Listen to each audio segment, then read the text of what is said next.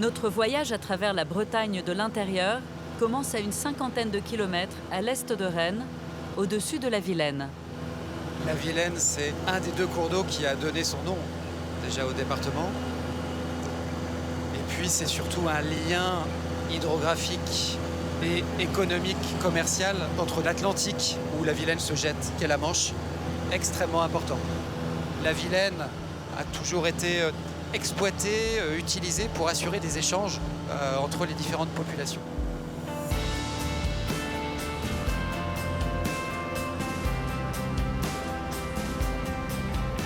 Historiquement, traditionnellement, on a sur le territoire d'Ille-et-Vilaine énormément de cours d'eau. Il y a un réseau hydrographique très complexe.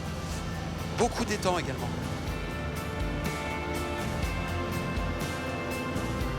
Thibaut Gabory survole cette rivière et ses bocages pour la réalisation de l'Atlas des paysages d'Ille-et-Vilaine.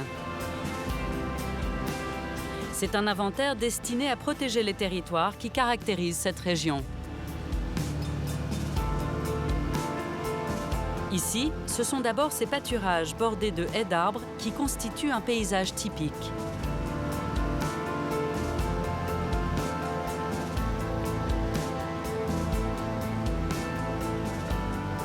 Ce qu'on perçoit d'emblée tout de suite quand on entre en Ille-et-Vilaine, en longeant la Vilaine, c'est la présence de l'arbre.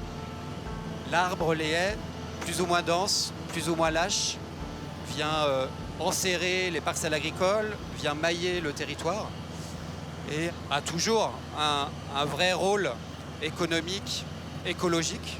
Donc les haies, elles viennent marquer les limites parcellaires, elles viennent jouer un rôle contre l'érosion des sols. Donc c'est vraiment quelque chose de très ancré dans la culture agricole du territoire. Je ne sais pas si vous le voyez, mais on a des troncs tout droits, avec juste la tête, parfois, de l'arbre qui prédomine. C'est un entretien qui permet de créer ce qu'on appelle un paysage de ragos. Les ragos doivent leur forme particulière à une technique de taille qui favorise leur croissance en hauteur. Aujourd'hui, ces arbres sont menacés par le remembrement agricole qui fait disparaître les haies.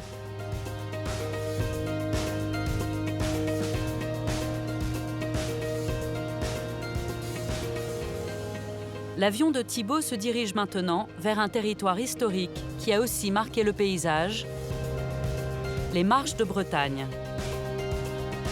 C'est l'ancien territoire frontière qui séparait le Royaume de France du duché de Bretagne. Au Moyen Âge, une série de forteresses s'étirait sur plus de 250 km.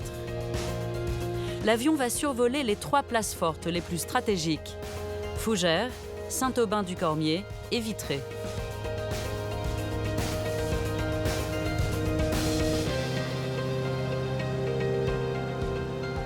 On se retrouve de part et d'autre, France d'un côté, Bretagne de l'autre, sur une série de constructions stratégiques qui ont été implantées sur des promontoires rocheux.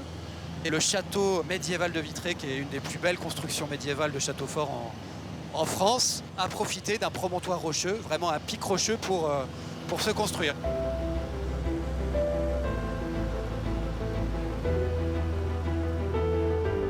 Le château de Vitré a été édifié au XIe siècle, au-dessus de la Vilaine.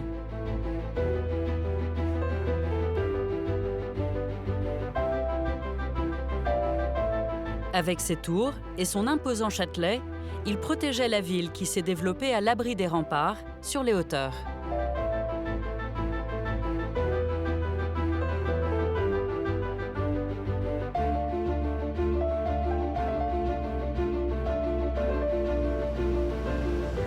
Le moindre promontoire rocheux était un élément essentiel qu'il fallait maîtriser pour pouvoir avoir une vue à l'horizon pour contrôler l'ennemi que l'on pouvait voir arriver de loin.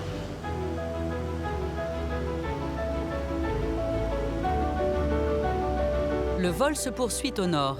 À quelques kilomètres de Vitré, voici Fougères, la plus grande forteresse médiévale d'Europe. Le château de Fougères, c'est une implantation sur plus de 2 hectares d'un seul tenant. à une position stratégique défensive. C'était une place forte censée s'attaquer. On a vraiment un des châteaux emblématiques des Marches de Bretagne qui est présent ici.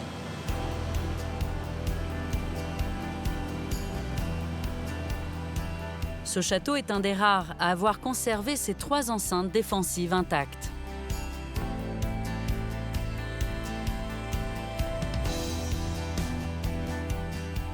Avec cette avancée fortifiée, la basse-cour qui servait de refuge aux habitants et le réduit pour protéger le donjon, il était imprenable.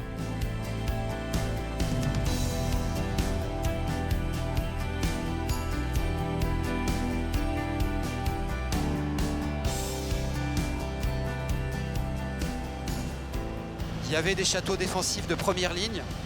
Vitré, Fougères sont parmi les 2 plus imposants de ce secteur-là, mais il y avait des dizaines de châteaux qui sont vraiment des pièces essentielles de l'installation défensive mise en place par les Bretons à l'époque. L'avion prend la direction d'une 3e cité clé du dispositif défensif, Saint-Aubin-du-Cormier. C'est ici que le destin de la Bretagne a basculé au XVe siècle. C'est là que l'histoire s'est terminée pour l'indépendance bretonne, puisque c'est en 1488, il y a eu un conflit majeur entre Français et Bretons qui a vu la victoire définitive des Français sur la Bretagne. Ce qui reste, on le voit très clairement, c'est la moitié du donjon.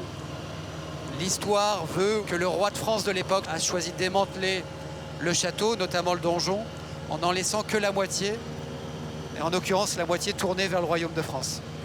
Donc, une provocation supplémentaire pour les Bretons, et qui marquait encore plus l'assise du roi de France sur ce territoire.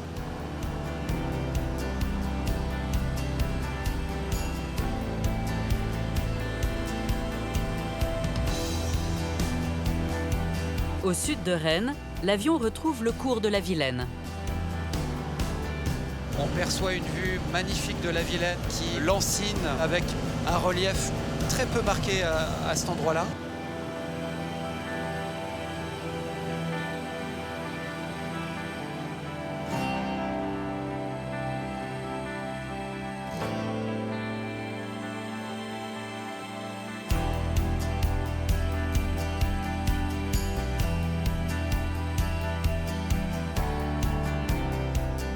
Avec ses écluses et ses chemins de halage, la rivière a été un atout majeur dans l'essor de la région.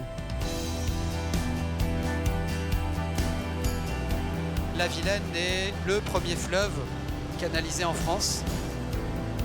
Les rois de France d'abord, puis Napoléon Ier n'ont eu de cesse de créer et faire en sorte qu'il y ait des liens entre l'Atlantique et la Manche, du nord au sud, pour assurer ces échanges économiques. Le cours d'eau de la Vilaine est un cours d'eau qui ne cesse d'être façonné, retravaillé. Et des berges naturelles le long de la Vilaine, on en trouve très très peu, voire quasiment pas.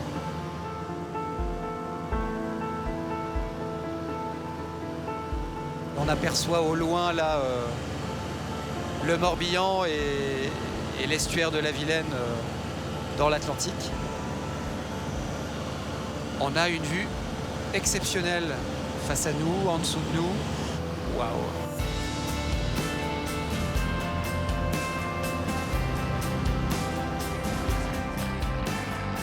L'avion remonte maintenant vers Rennes, la dernière étape du vol de Thibaut aujourd'hui.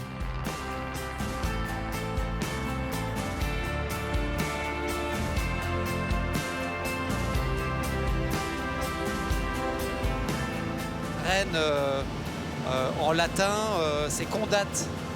Ça veut dire confluence. Et c'est vrai que ce qui caractérise vraiment Rennes, c'est qu'on est quasiment au centre du département. Et beaucoup de cours d'eau, la Vilaine, l'Isle, viennent converger. Et ça, c'est important parce que c'est à l'origine de l'implantation de l'homme et de la création de cette ville. Rennes s'est d'abord développée sur la rive droite de la Vilaine.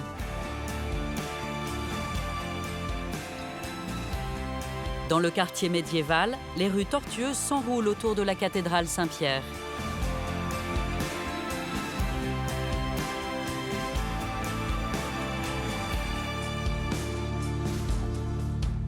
c'est la partie la plus ancienne de la ville.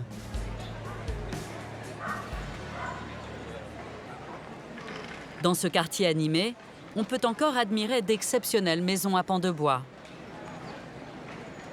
Au Moyen Âge, il y en avait des centaines comme celle-ci. Leurs colombages en croisillon et leurs décors sont typiques du style rennais. Derrière cette porte se cache un lieu qui exprime l'histoire de ce quartier. Ah, c'est toujours aussi beau.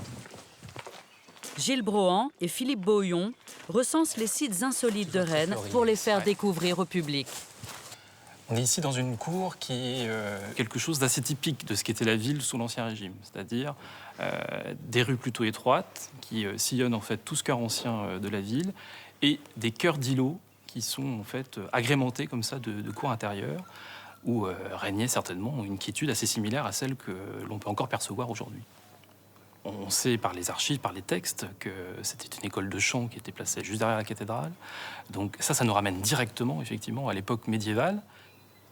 Au fil du temps et de l'évolution des styles, cet ensemble a connu des aménagements. Les encadrements des fenêtres datent du XVIIe siècle. Tu as vu les éléments de sculpture en fait rapportés? Le décor, oui. Ouais. Avec ces chutes de fleurs notamment qui décorent les lucarnes, ou encore ces angelots avec les bras croisés qui encadrent la lucarne de gauche. C'est assez rigolo parce que finalement ça n'a pas été réalisé en fait pour le lieu et c'est venu agrémenter finalement ce bâti-là bien plus tard, mais ça crée ce charme indéniable dans cette cour de l'Absalette.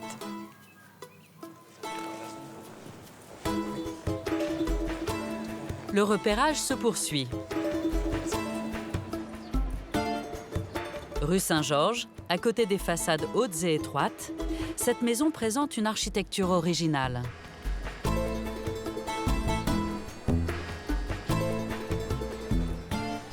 Nous sommes devant une maison du XVIe siècle. Et la révolution qui s'opère à ce moment-là dans cette rue Saint-Georges, c'est que le propriétaire va en fait acquérir 2 parcelles et donc se faire construire une maison qui prend un parti horizontal.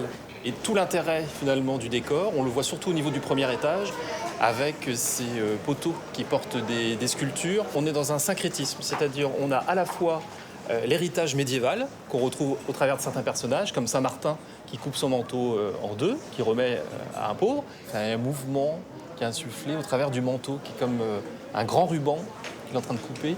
Et Saint-Martin coupe le manteau et le pauvre au-dessus est en train de tirer en fait, la partie qu'il va récupérer. Et dans la partie en fait, inférieure, on retrouve toute la renaissance de ce milieu du XVIe siècle qui éclate au travers en fait, d'un motif qui est empreint des arts de la chasse. Et c'est le type de décor qu'on retrouve sur les tombeaux, par exemple, qui sont sculptés à la Renaissance. Aujourd'hui, le quartier médiéval, avec ses maisons typiques, se limite à quelques rues. Car au XVIIIe siècle, un immense incendie a ravagé Rennes. Pour mieux comprendre comment cette catastrophe a transformé la ville, Gilles et Philippe nous emmènent au sommet de la cathédrale Saint-Pierre. On est presque arrivé.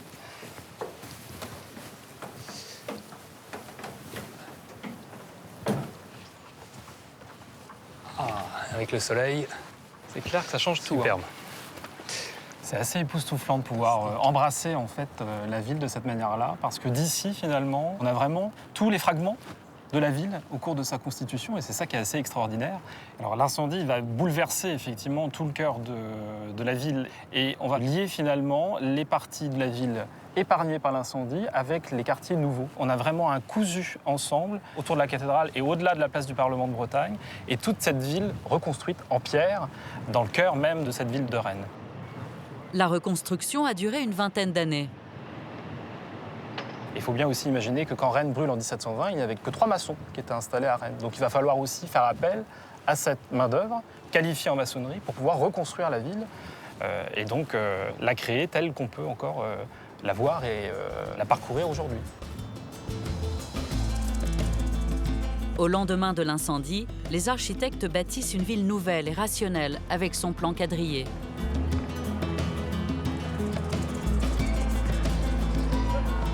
Les quartiers s'articulent désormais autour de 2 grandes places.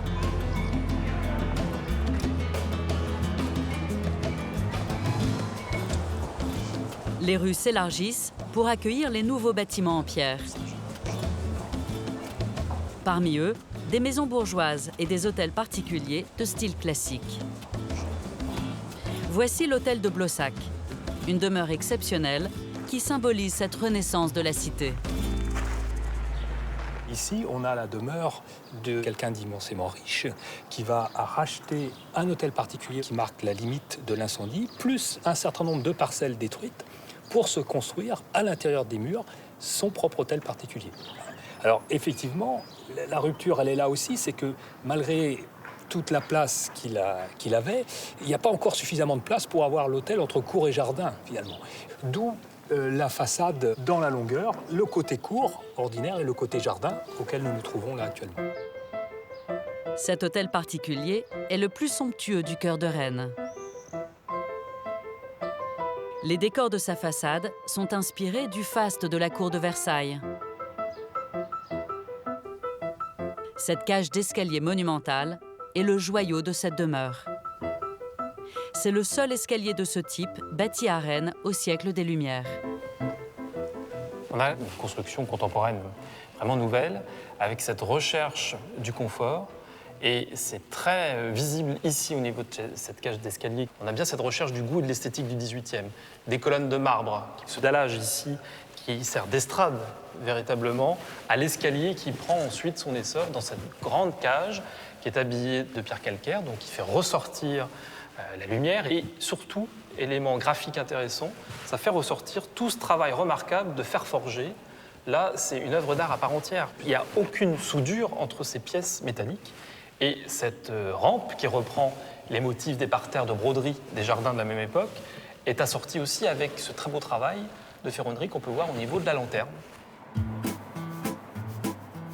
À côté de l'hôtel de Blossac, le symbole de Rennes édifié au XVIIe siècle, le Parlement de Bretagne. Il surplombe une vaste esplanade. C'est l'une des deux places construites après l'incendie par un des plus célèbres architectes de l'époque. Le Parlement, en 1720, n'a pas brûlé. On l'a protégé volontairement, on a fait des coupe-feu. Mais la place a été en partie détruite. Et le grand architecte de Louis XV, Jacques Gabriel, va reconstruire cette place. Il va en faire une place royale. On a tout le génie en fait, de Gabriel qui crée en fait, la place royale ici à cet endroit, qui va mettre en exergue en fait, le Parlement, mais en associant finalement architecture nouvelle et héritage du passé. Le palais domine complètement en fait, le cœur de la ville. La haute silhouette du palais domine cet ensemble. Ça marque symboliquement en fait, la présence en fait, des parlementaires et leur fonction dans la société de l'époque. Aujourd'hui, ce bâtiment abrite la cour d'appel de Rennes. L'une des plus belles salles se situe au premier étage.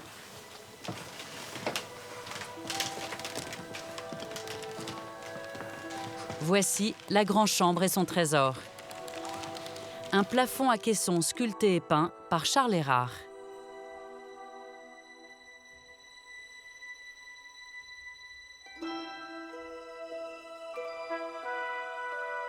Charles Erard est l'un des plus grands décorateurs de son temps.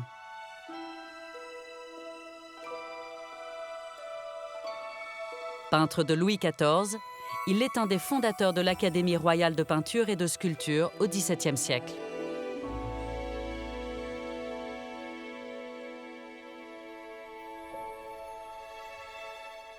On a tout ce décor ouvragé, sculpté, doré, avec ces toiles peintes. C'est vraiment un lieu unique. Et on peut en plus imaginer que le premier Versailles, que les Tuileries avaient ce même type de décor. Et d'imaginer que ce plafond a été réalisé au Louvre et transporté par Gabard et Péniche jusqu'à Rennes, c'est un côté assez truculent et anecdotique. Et ce qui est très très frappant, je trouve, encore en ce début du XXIe siècle, c'est que finalement, on n'y a jamais touché.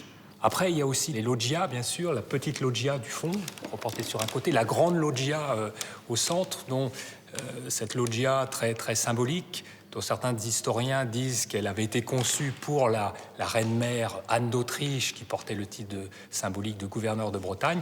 Et Anne d'Autriche n'est jamais venue à Rennes, peut-être heureusement, j'allais dire, parce qu'il n'y a aucun moyen d'accéder à cette loggia. Donc on sait que personne ne l'a jamais utilisée. Sur un des murs, deux autres chefs-d'œuvre. Des panneaux monumentaux réalisés à la feuille d'or. On a ici la méditation qui est représentée à gauche, qui est reconnaissable à la position en fait qu'elle arbore. Et donc cette méditation qu'on a ici sur la gauche répond à la sincérité qu'on voit de l'autre côté et qui elle est reconnaissable notamment au cœur qu'elle tient à la main. Ce sont là aussi des éléments uniques réalisés en fait par Charles Erard, car il existe très peu d'œuvres de sa main encore visibles en France aujourd'hui.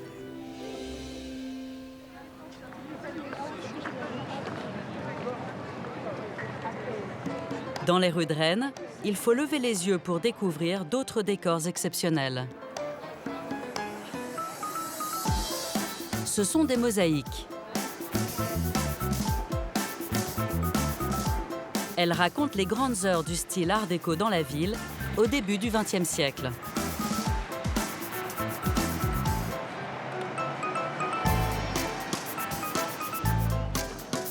Depuis plusieurs années, Daniel et Capucine font l'inventaire de ces trésors qui ornent les façades d'immeubles, les boutiques ou les halls d'entrée.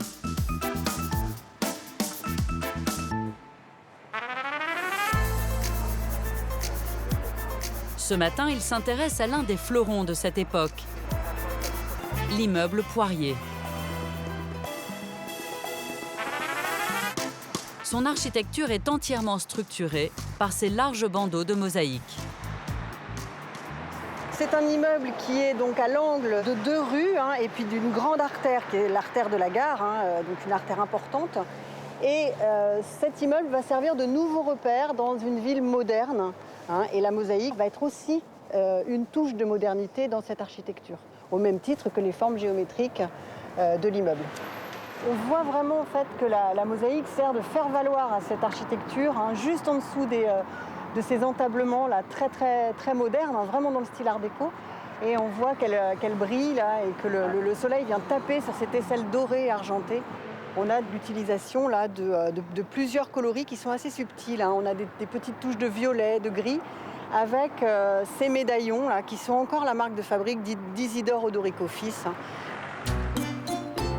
Ces mosaïques sont l'œuvre de la famille Odorico.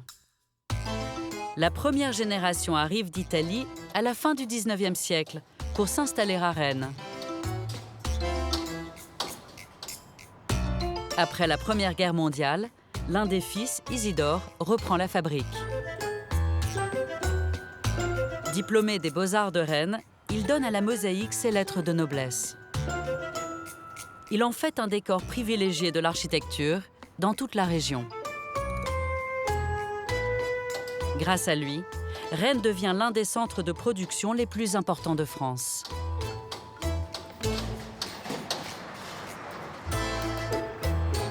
En plein cœur de la ville, Isidore Odorico signe l'un de ses chefs-d'œuvre, la piscine Saint-Georges.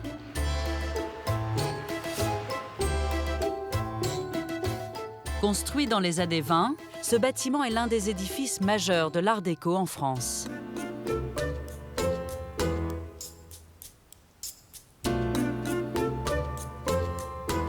Son bassin est composé de milliers de carreaux de mosaïque. Un jeu original de formes et de couleurs qui lui donne cette esthétique incomparable.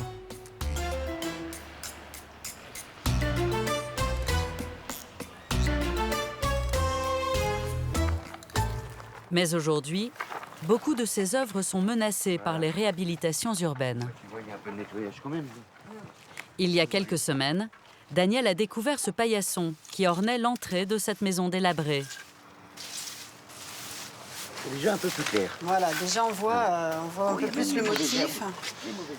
C'est pour tenter de le sauver qu'il est venu ce matin avec Capucine. On sent déjà que c'est du Odorico première génération. C'est exact. Avec surtout des matériaux, là, du marbre en particulier, et des couleurs qui devraient être très très belles. Des rouges, des jaunes, qui devraient être assez éclatants, ma foi, si on commence à nettoyer. Voilà, on va commencer à y mettre un peu d'eau. Voilà.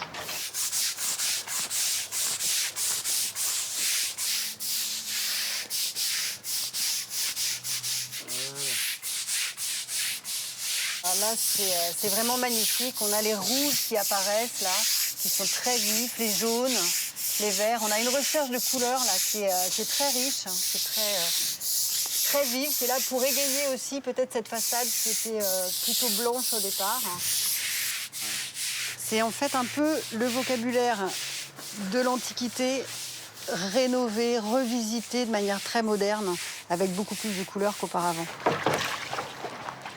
Coup de raclette. Après 20 minutes de nettoyage, la mosaïque révèle toute sa splendeur. Ouais, c'est ça, c'est les noirs là, qui ressortent, hein, les contrastes. C'est beaucoup plus fort. En plus, quand ils sont mouillés comme ça, c'est superbe. Plein de nuances de marbre différentes. Oui. À l'heure actuelle, beaucoup de ces mosaïques ne sont pas protégées et ne font l'objet d'aucun classement. On essaie de montrer que ce patrimoine est important et est à conserver. Malheureusement, certaines maisons sont détruites pour la construction d'immeubles. Voilà. Il faut alerter, c'est une façon d'alerter. Ça donne une idée de ce qui se faisait et ce qui est à protéger aujourd'hui. Dans cette rue de Rennes, subsiste une des plus intéressantes réalisations d'Isidore Odorico. Sa propre maison, construite à la fin des années 30. Elle a été édifiée sur l'emplacement du premier atelier de la famille. À l'extérieur, les carreaux de couleur ocre et les bordures noires soulignent son côté géométrique et moderne. Là, je vais te montrer la maison Odorico. C'est la première fois que Capucine découvre l'intérieur de cette maison. C'est une maison des années 40. Une véritable vitrine du savoir-faire de l'entreprise. D'accord, avec un sol en carreau cassé. Ouais, de marbre. D'accord, de marbre, ouais, différentes couleurs. Du sol au plafond, cette demeure est un hommage à l'art de la mosaïque. À l'étage, on va aller voir la salle de bain.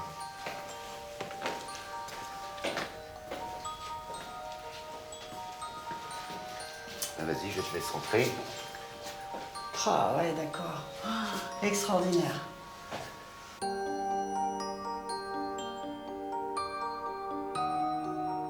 On a un dessin magnifique, donc deux poissons, là, vraiment dans le style art déco.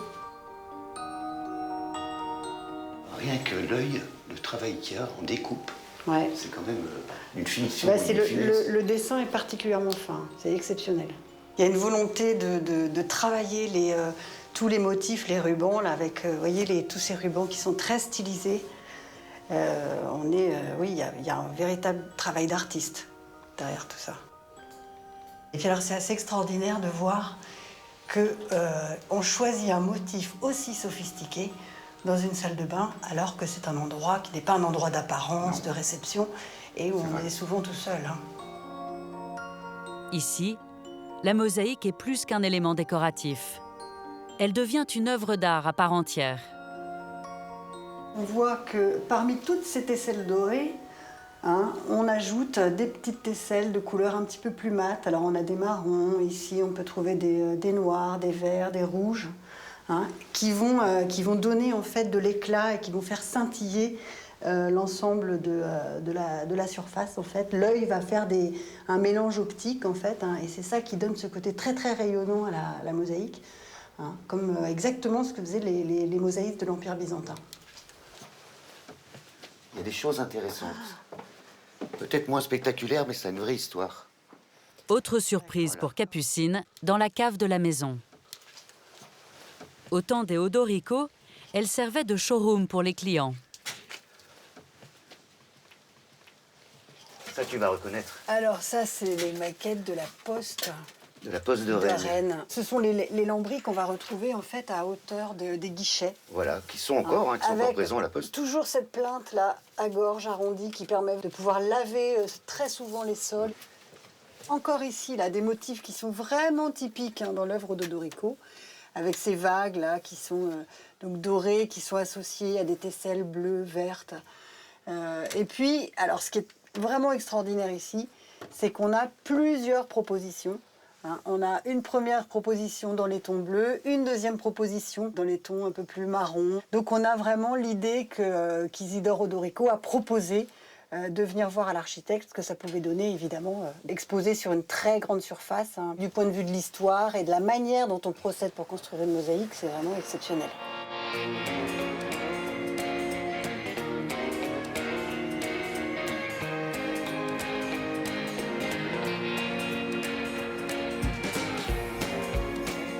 Nous quittons la capitale bretonne pour nous enfoncer un peu plus à l'intérieur des terres.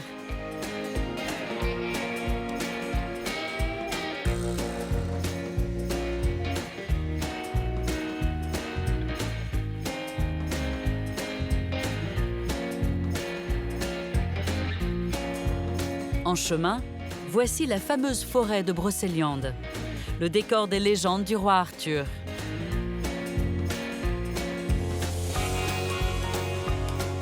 Au cœur de cette forêt se niche un chef-d'œuvre du patrimoine chrétien, l'abbaye de Paimpont, une des plus anciennes abbayes bretonnes.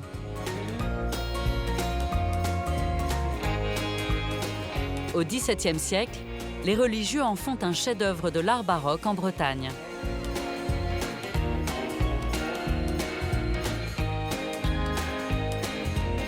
Au-delà de l'étang de Paimpont, nous entrons dans le Morbihan.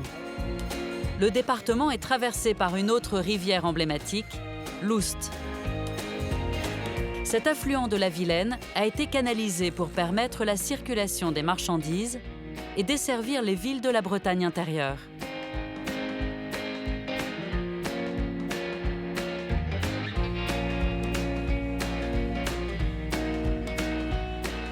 C'est sur les berges de cette rivière qu'a été édifié un des joyaux de la région. Le château de Josselin. Bâti sur un éperon rocheux au XIe siècle, il a été détruit et reconstruit au fil des caprices de l'histoire. Ces décors sculptés dans le granit démontrent la richesse d'une puissante famille de Bretagne.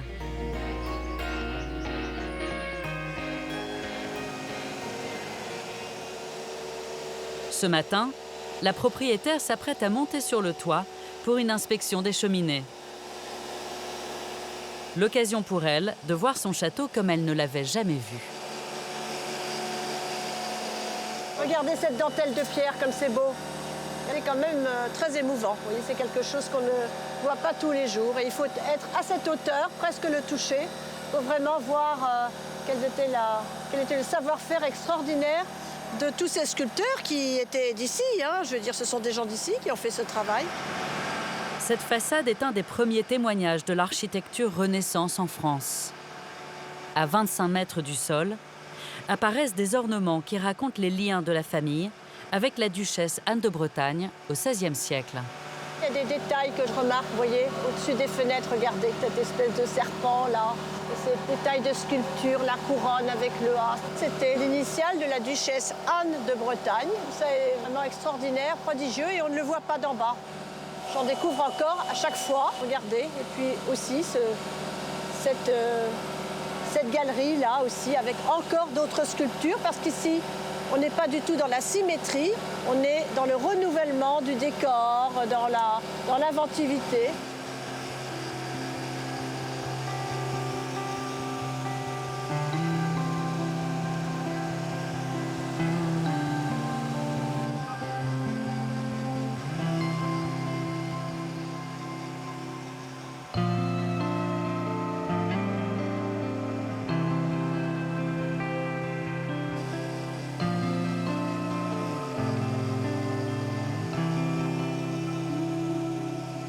Ce qui me fascine toujours, c'est le travail sur les cheminées. Vous voyez comment elles ont été décorées, avec quel soin elles ont été traitées aussi.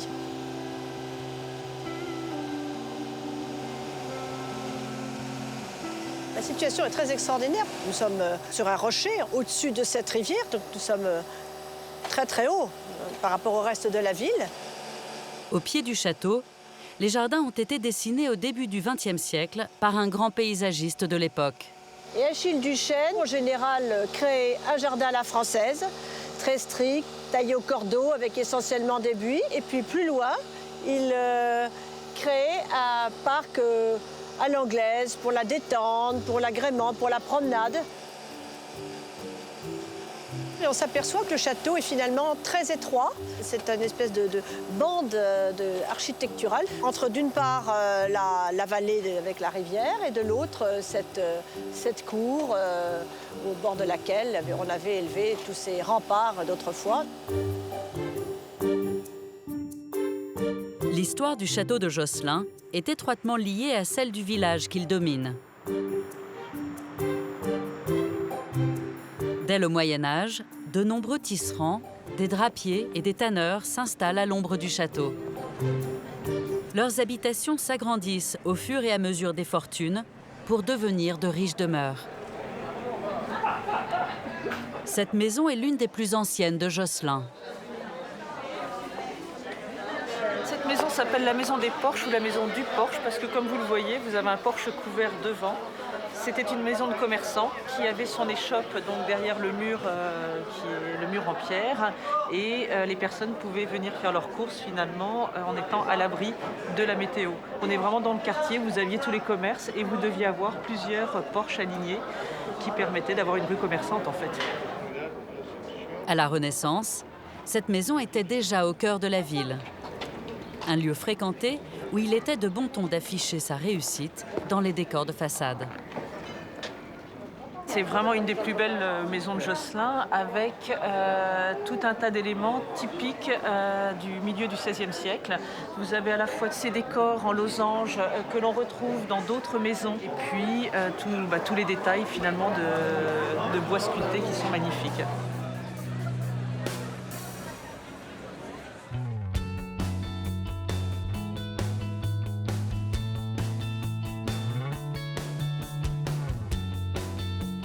À quelques dizaines de kilomètres de Josselin, une autre rivière trace son chemin à travers les terres de Bretagne, le Blavet. Le long de sa vallée se déroulent des trésors d'architecture religieuse. Parmi eux, des chapelles dédiées aux saints de la région.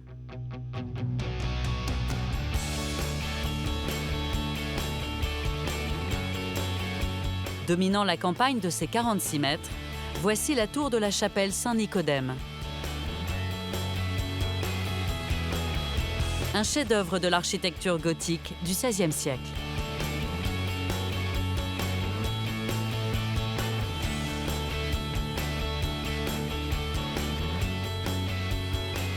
En déroulant ses méandres, le Blavet donne naissance à des paysages d'une grande diversité. Une alternance de landes, de forêts et de vastes plaines cultivées.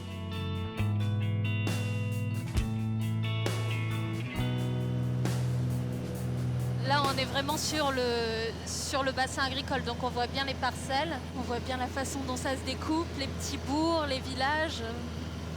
On voit les bocagères qui se dessinent. Claire Tartamella effectue ce matin un vol de reconnaissance. Son objectif, repérer de nouveaux itinéraires destinés à faire découvrir les nombreux cours d'eau de la région. Ce qui fait l'identité du territoire sur le plan naturel, c'est surtout l'eau. C'est l'eau, le fil conducteur et l'acteur principal du territoire, à la fois sur le plan paysager, mais aussi sur le plan historique. Claire se dirige maintenant vers l'ouvrage d'art le plus impressionnant de Bretagne. Le canal de Nantes à Brest. Longue de 364 km, cette immense voie d'eau traverse toute la Bretagne. Sa construction commence en 1804 sous l'impulsion de Napoléon Ier. Le canal de Nantes à Brest, l'idée première, c'est de permettre aux hommes de rejoindre les grands arsenaux que sont Lorient, Nantes et Brest. Ça part d'un double constat. Les routes sont mauvaises en Bretagne et les tensions avec l'Angleterre font que les Anglais menacent de fermer les voies maritimes. Donc la nécessité militaire de Napoléon, c'est de faire circuler tout ce dont on a besoin par voie d'eau. Pour relier Brest, Lorient et Nantes, Napoléon décide de désenclaver le cœur de la région. Il aménage 8 rivières pour les rendre navigables et les relie entre elles par des canaux. Pour raccorder la rivière de l'Oust au Blavet, l'empereur fait construire une jonction d'une vingtaine de kilomètres. À l'époque, c'est un véritable défi. Ce tronçon commence ici, à Rohan. Le problème, c'est qu'entre Rohan et Pontivy, il y a une colline, bien sûr, on passe d'un bassin versant à un autre. Et donc il faut franchir cette colline. Donc on va devoir installer des quantités d'écluses, c'est complètement hors norme. C'est magnifique.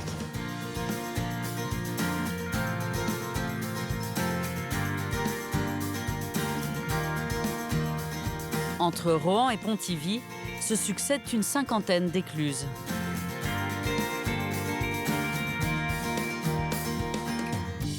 Une tous les 370 mètres en moyenne. Un formidable témoignage du génie des ingénieurs hydrauliques de l'époque.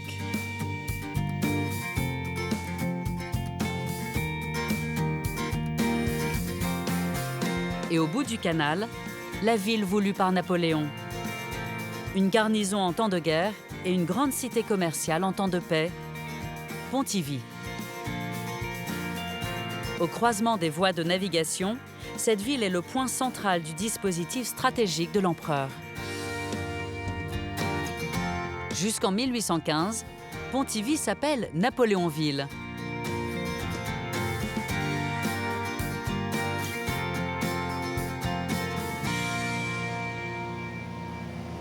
Là, on voit assez bien la place d'Armes. On voit bien aussi le quadrillage des rues du quartier napoléonien. Un quartier qui est très rationnel, mais qui est aussi là pour que tous les symboles de son pouvoir soient présents.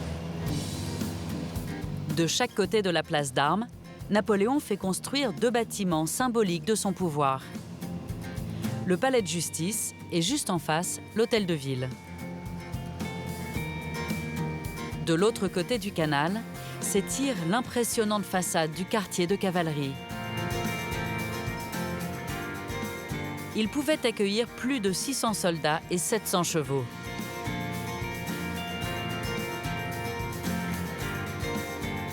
De l'autre côté de la ville, le lycée impérial est un autre témoignage de l'empreinte de Napoléon.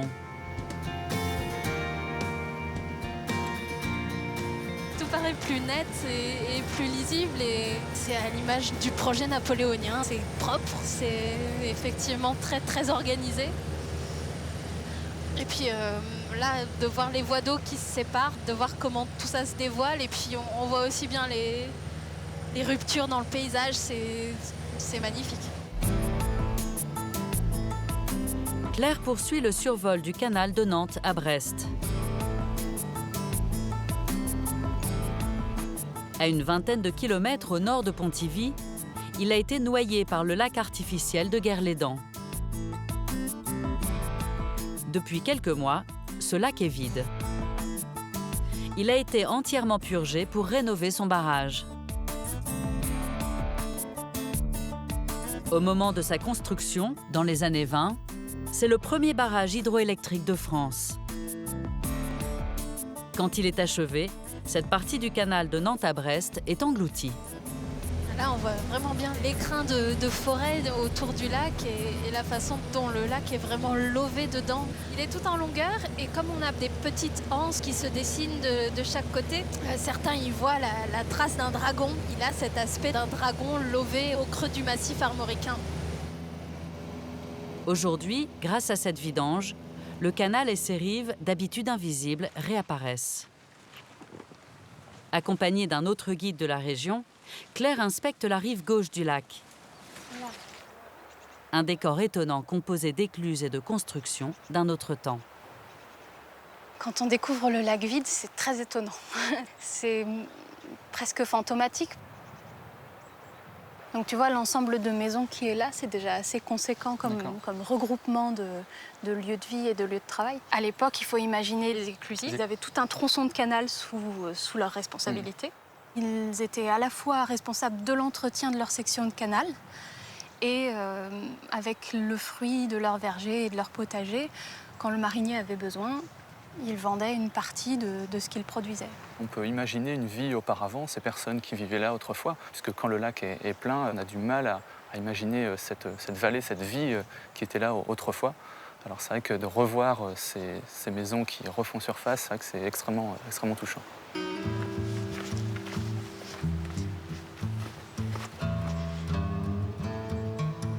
Le long du canal, des dizaines d'arbres morts ont été conservés par leur long séjour sous l'eau.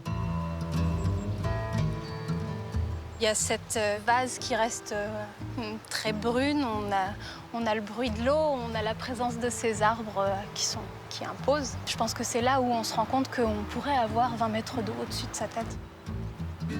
Après 30 ans sous l'eau, ça fait des zones craquelées un peu partout, ça a très vite craquelé. C'est là où on voit comment les graines ont patienté 30 ans avant de repartir. On a du saule qui commence à reprendre entre les dalles de vase.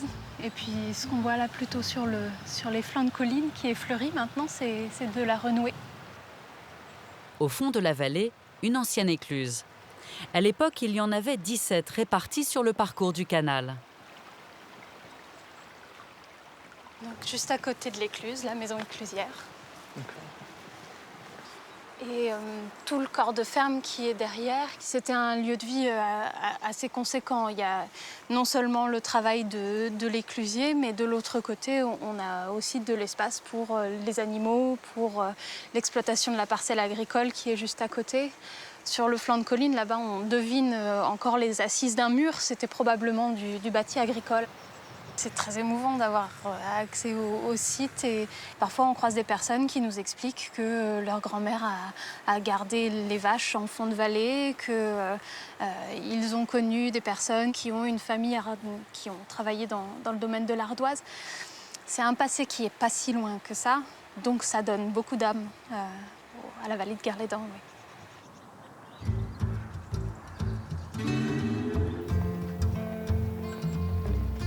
Claire et Benoît partent maintenant à la découverte de ce qui a fait la richesse de la vallée. Ici, on l'appelle l'or bleu. Au début du 19e siècle, l'exploitation de l'ardoise a été une source de revenus pour tous les habitants de Guerlédan. Cette pierre servait pour fabriquer le toit des maisons. Les mineurs exportaient leur production dans toute la Bretagne grâce à la proximité du canal. Les deux guides arrivent au lieu-dit de Trègues-Nanton. Tu vois, ici, on a 2 mines. Et ce ne sont que que 2 mines parmi d'autres, puisqu'on a d'autres carrières juste à côté.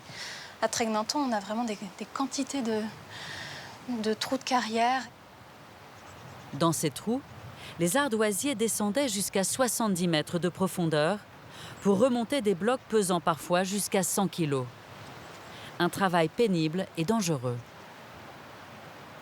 Et tu vois, on a encore les strates, c'est aussi pensé pour éviter que ça s'effondre sur l'ardoisier qui travaille dans le fond. Ça faisait partie des risques aussi. Et ce qui, moi, me touche, c'est cette interaction entre l'homme et son cadre naturel, entre cette matière première et ce qu'ils ont pu en faire.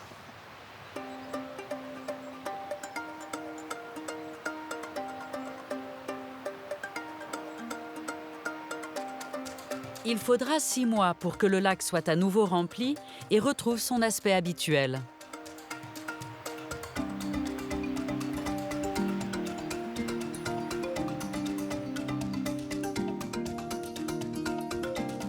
Notre voyage au cœur des terres de Bretagne se poursuit en direction du Finistère.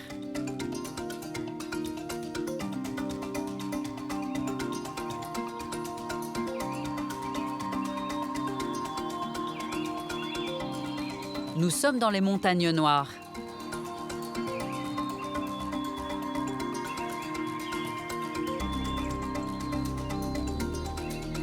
Dans ce décor sauvage, trône une des folies architecturales les plus étonnantes de Bretagne. Un des derniers châteaux construits en France à la fin du 19e siècle.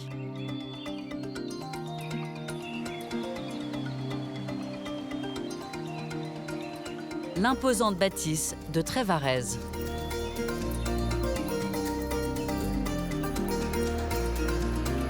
Ce matin, un événement particulier se prépare. Cette vasque monumentale est un élément précieux du décor. Perdue pendant des années, elle va retrouver sa place au premier étage du château. Cette opération mobilise Noélie Blangarin depuis plusieurs semaines. C'est elle qui a retrouvé la vasque abandonnée dans une dépendance du domaine. Ça fait un moment qu'on attendait ce moment. Elle va retrouver son univers, son espace à elle, se retrouver dans ces lieux où elle a été imaginée, conçue exprès, tout exprès. Ouais. Il va falloir espérer qu'elle rentre bien dans son endroit d'origine. Ouais, c'est beaucoup de suspense, mais c'est beaucoup de plaisir aussi.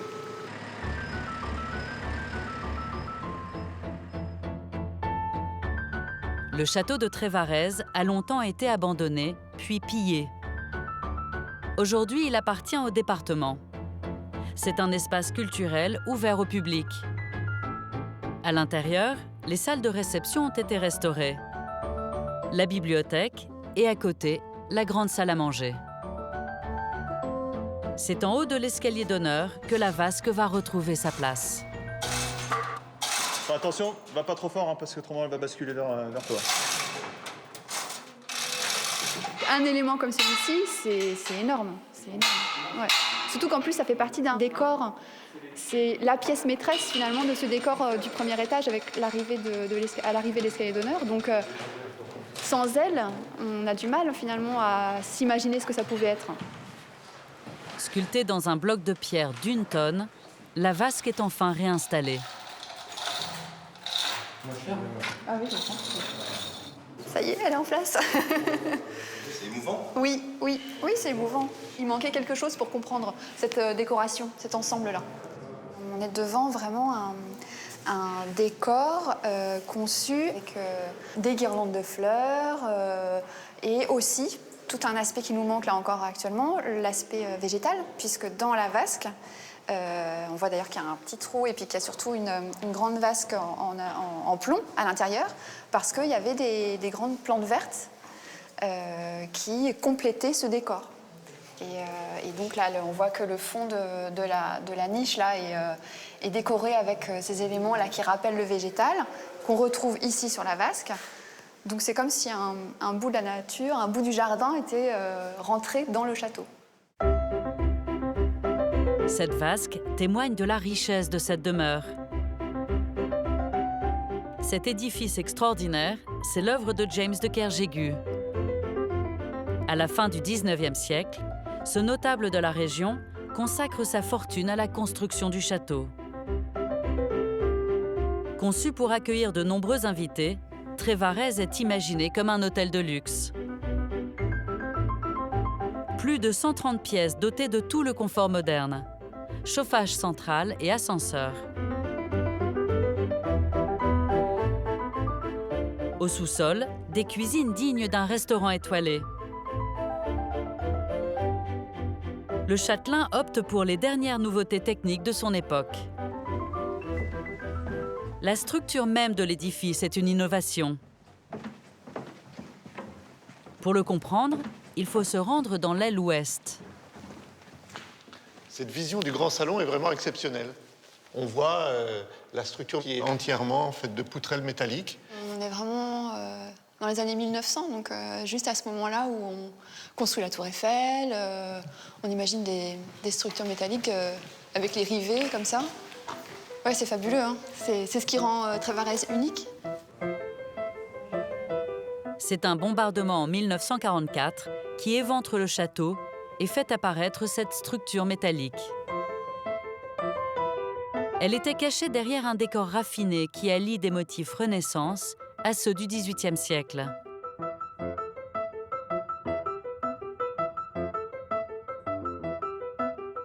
C'est ça qui fait l'originalité de Trévarez. C'est révolutionnaire de la part de James de Kerjégu, qui a fait construire ce château. C'était quand même très osé. C'était aussi un pari économique, puisqu'on est au début de la société industrielle. Ouais. Et je crois que c'est moins cher de construire comme ça. Et on habille de stuc, on habille de boiserie, finalement là avec une référence boiserie 18e.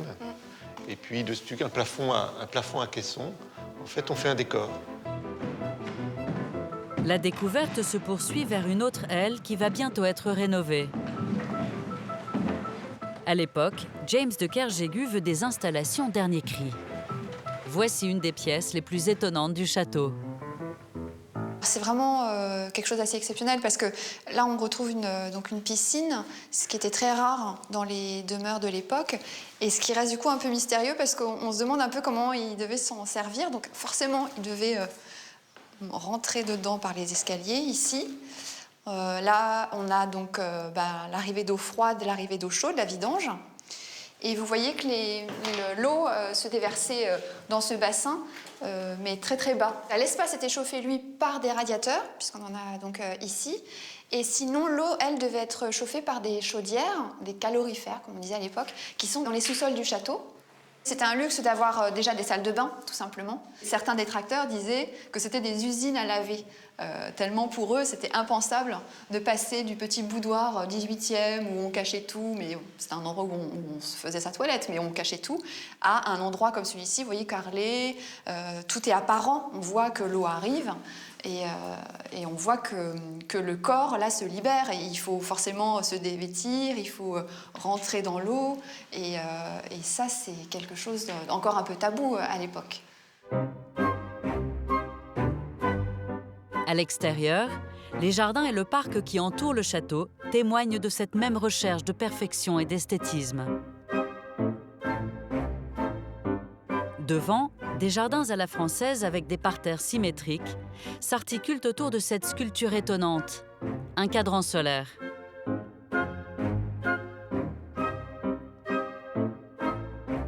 À l'ouest, un somptueux jardin à l'italienne. Avec son immense bassin, il offre un miroir d'eau.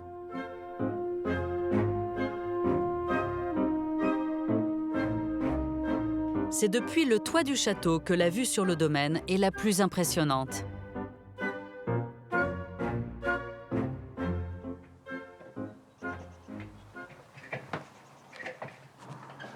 Ah, j'étais jamais allé là. C'est pas mal, hein?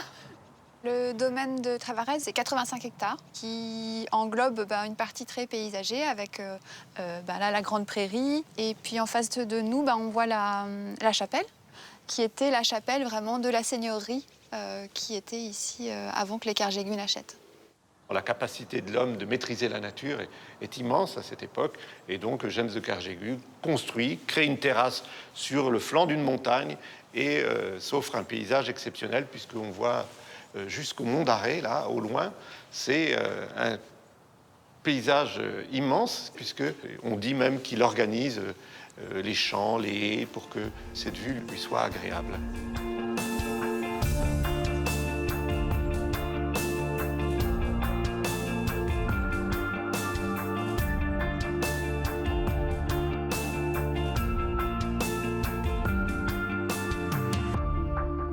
Après les montagnes noires, nous partons dans le nord du Finistère, dans la région de Morlaix. À Guimiliau, voici ce qui fait la particularité du village. Un enclos paroissial. Une enceinte qui marque l'espace religieux avec l'église, le cimetière, l'ossuaire et le calvaire. Cet ensemble témoigne de la prospérité de ce territoire entre le XVe et le XVIIe siècle. À cette époque, la région de Morlaix profite du commerce des toiles de lin pour les voiles de bateaux. Et pour remercier la Providence, les plus riches marchands font construire cet édifice exceptionnel.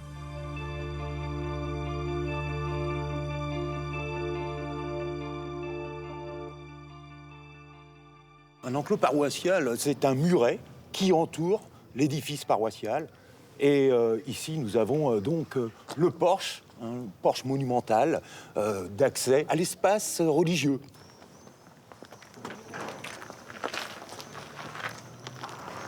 On est dans cet enclos pour aller honorer Dieu et puis ses morts, puisque le cimetière est tout autour de l'église. Cette séparation entre l'espace profane et sacré forge l'identité de ce lieu. Henri Bidault connaît bien les détails de cette église magnifiée par la pierre locale, le Kersanton. Ce qu'il y a de remarquable, c'est ce décor sculpté, parfois très simple, Renaissance, un peu plus gothique sur nos mouchettes, des clochetons au sommet. Toute l'église est l'objet de sculpture.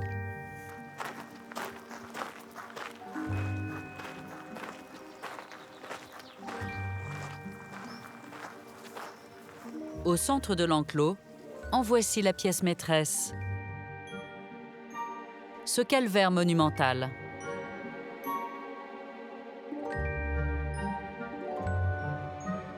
Il comporte environ 200 personnages sculptés dans la roche. Une gigantesque Bible destinée à expliquer la vie de Jésus aux villageois qui ne savaient pas lire. C'est comme une BD, une bande dessinée à ciel ouvert, relativement facile à comprendre, à interpréter. Nous avons juste ici l'archange Gabriel, ailé, portant un sceptre, qui, sous l'autorité de Dieu le Père, coiffé d'une mitre, annonce à la Vierge Marie, agenouillée, cet enfant Jésus qui va naître pour être le Sauveur. Une fois cette annonciation faite, c'est le baptême du Christ, on le devine ici, entouré de son père, de sa mère, mais également, si on le note bien, 3 petits personnages. Ce sont ces rois mages qui viennent apporter leur présent. Puis ensuite, Jésus, recherché par le roi, va s'enfuir avec sa famille. Là, on a la scène de la fuite en Égypte.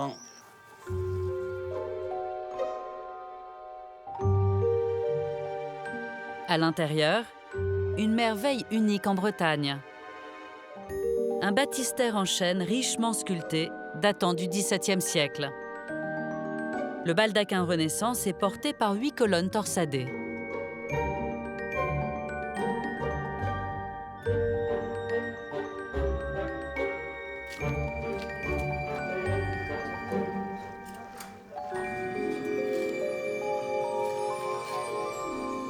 Quelques heures plus tard, dans l'enceinte du calvaire, une équipe s'active.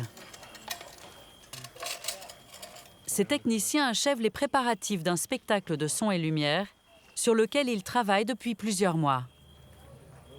En fait, on règle les projecteurs pour avoir un habillage d'ensemble homogène sur la façade pour couvrir le maximum de la façade de l'église. La star du spectacle, c'est bien sûr le calvaire. Grâce à des projections de lumière, il va retrouver sa polychromie. Car à l'origine, cet édifice n'avait rien d'austère. Il était peint de couleurs vives et éclatantes. On a le bon rendu. Ouais. Puis même, C'est une association locale qui a initié ce projet. Les monuments avaient des couleurs vives, il y avait des couleurs symboliques pour différents personnages. Et aujourd'hui, c'est ce sens-là que l'on redonne, qui est donc proche de l'esprit de ces bâtisseurs des calvaires monumentaux. À l'époque, chaque village rivalise avec son voisin pour avoir le calvaire le plus richement orné. En plus d'être sculpté, les plus ostentatoires sont peints. Les couleurs dominantes sont le rouge pour les tuniques des Romains, l'ocre jaune et le bleu pour les vêtements des personnages liturgiques. Au milieu de la nuit, tout est prêt pour la première répétition du spectacle.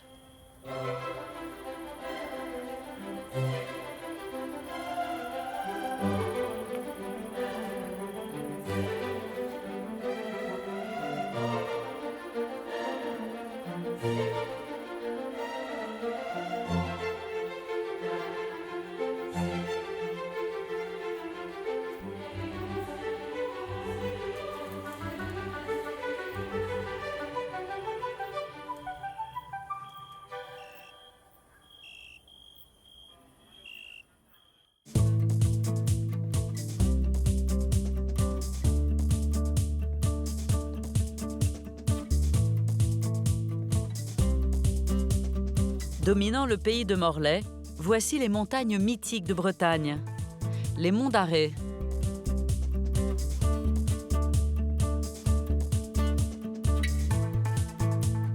Ce long massif hérissé de pointes rocheuses s'élevait autrefois jusqu'à 2000 mètres d'altitude.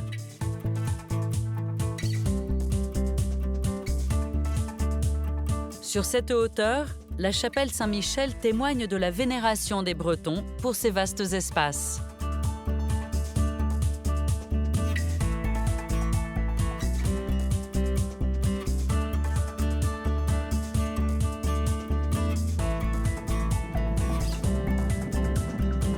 Aujourd'hui, c'est une des dernières étendues sauvages de Bretagne. Depuis les sommets, le paysage se déploie à perte de vue. On voit Roscoff là-bas, avec le ferry. On voit la mer et un gros bâtiment blanc, là, c'est le ferry. Ce matin, Adeline Corr guide ses cavaliers sur le chemin escarpé des crêtes, dominé par ces lames de pierre. On les appelle des rocs. Ils forment une frontière naturelle entre deux anciens pays de Bretagne. Donc ici, on est à la limite entre le Léon et la Cornouaille. On est vraiment là dans les Landes, alors on peut voir tout ce qui est affleurement de schiste là, bruyère. Et encore ce paysage traditionnel et pauvre des Monts d'Arrée. Comme c'est des paysages qui sont là balayés par les vents, malgré que c'est quand même pas mal arrosé, mais ça pousse pas.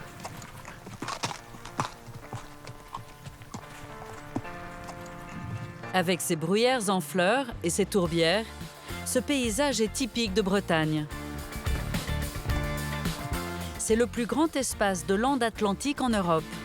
Un espace aujourd'hui classé et protégé pour sa fragilité.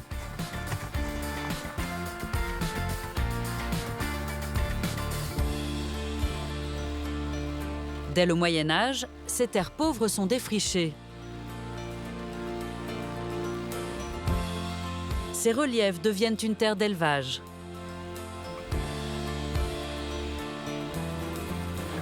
Pendant longtemps, des troupeaux ont parcouru la lande. Une tradition qui avait presque disparu des Monts d'Arrée et qui est en train de renaître. Depuis 5 ans, Sylvain élève des vaches Black Angus, une race venue tout droit du Grand Ouest américain. J'ai commencé en étant éleveur de chevaux, de quarter horse. Puis je faisais de l'équitation western et du travail du bétail. Et j'ai eu l'opportunité d'acheter quelques vaches.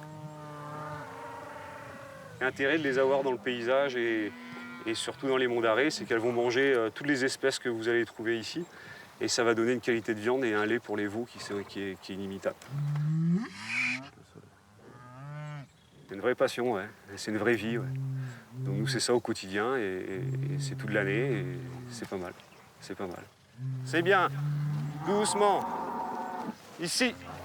Sylvain montre aux cavaliers comment il rassemble son troupeau. Eh bien là, c'est bien. C'est bien. Ça sert à rien de les brusquer. On est là juste pour déplacer les troupeaux, pour justement voir si tu as eu des naissances, voir s'il y a des bouclages à faire, et pour les faire sortir d'une parcelle pour aller sur une autre parcelle. Nous, c'est ça notre travail au quotidien, en fait. Ici, stop!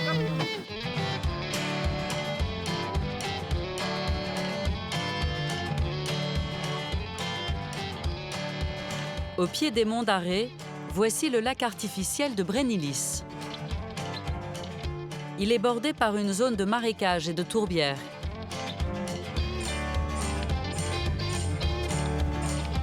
Souvent gagnées par les brumes, ce sont des terres réputées pour leur mystère qui alimentent depuis toujours les légendes.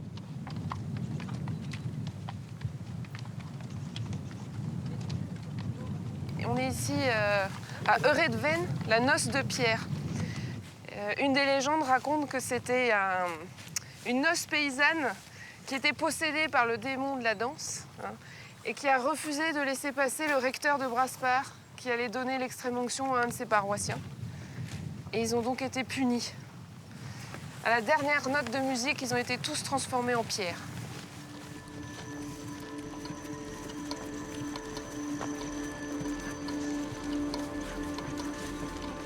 Nous sommes à la fin du mois d'août. Mais aujourd'hui, le brouillard tombe sur la lande comme en automne. Dans la brume, ça donne une impression un peu envoûtante. Hein. Quand on se fait envelopper doucement dans le brouillard, ouais, c'est une atmosphère même un peu inquiétante.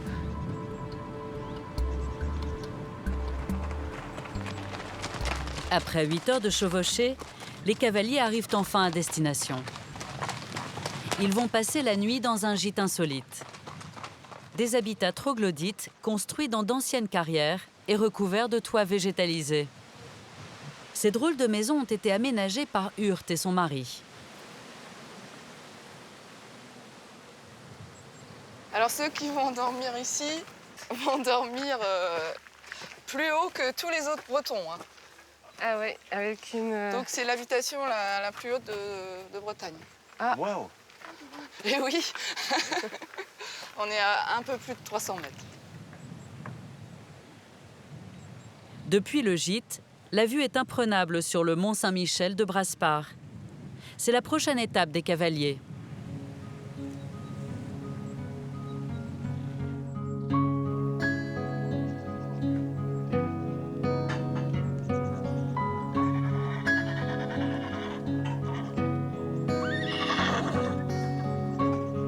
Le lendemain à l'aube, Adeline est la première levée. On voit pas grand-chose. C'est sympa, il y a de la luminosité derrière, donc ça va se lever. Ça va se lever, mais c'est vrai qu'il fait un peu frais là. J'aime bien, ouais, ça donne une atmosphère étrange, sympa. On est comme enveloppé dans du coton.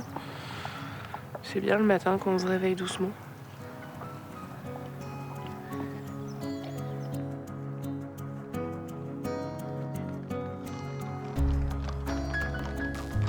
Malgré la brume, le groupe entame l'ascension du mont Saint-Michel de Brasparts.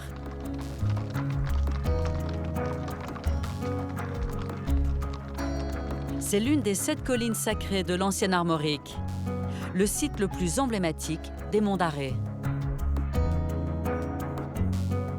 Au sommet, cette chapelle domine comme une vigie dans la brume. Sa construction date du XVIIe siècle.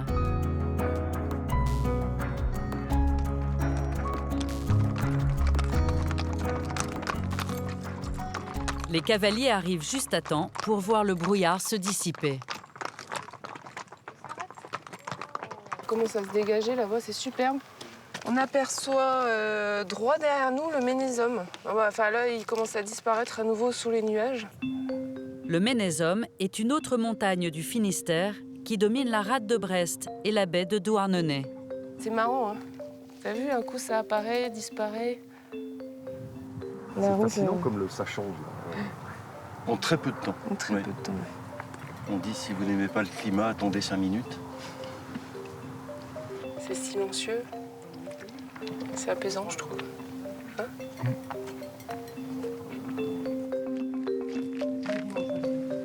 Pendant longtemps, la chapelle a servi de refuge pour les bergers. Aujourd'hui encore, elle est un abri et reste un lieu de pèlerinage et de recueillement. Une croix assez rustique. Et sur l'autel, tout un amas de petites choses, des icônes, des fruits, des fleurs, des morceaux de bruyère. Chacun a une bonne raison de venir déposer son offrande sur ce petit autel. Pourtant dans une chapelle désacralisée.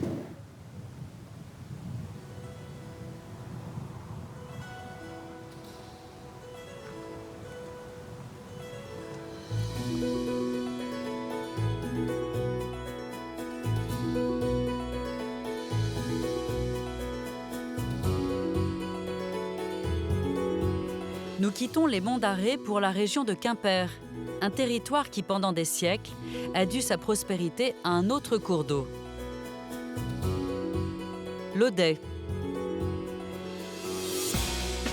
Ce fleuve prend sa source aux confins du Finistère et du Morbihan, au cœur des montagnes noires.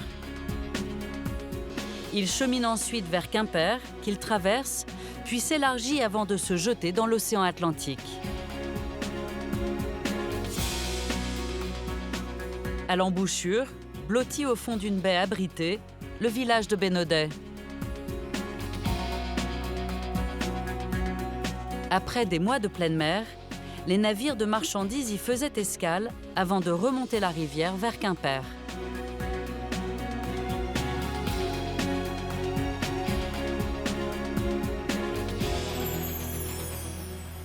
Voici le Corentin. Construit il y a une vingtaine d'années, c'est une réplique d'un navire marchand du XIXe siècle. À la barre, Xavier Gaveau. Le capitaine connaît bien les secrets de navigation sur l'Audet. C'est une autre navigation parce que c'est le jeu des courants qu'il faut respecter, donc les heures de marée notamment. Donc monter avec le flot, redescendre avec le jusant. C'était des bateaux de transport de marchandises de la première moitié du 19e siècle. Donc là, on est sur un plan de 1840. Et ces plans ont vraiment fleuri dans cette première moitié du 19e siècle pour faire du cabotage international. Un bateau de ce type pouvait emmener jusqu'à 60 tonnes de marchandises. Donc l'équivalent de 2 semi-remorques aujourd'hui, quoi. C'était vraiment le bateau à tout faire de l'époque. Ce matin, le Corentin fait route vers Quimper, son port d'attache. Il navigue sur une portion de l'Odet que l'on surnomme la route des châteaux. Depuis toujours, les rives boisées de la rivière suscitent la convoitise des puissants.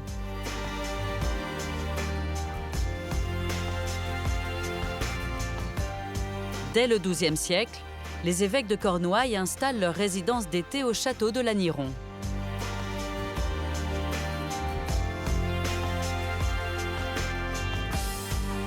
À partir des années 1800, la rivière attire les familles fortunées de la région.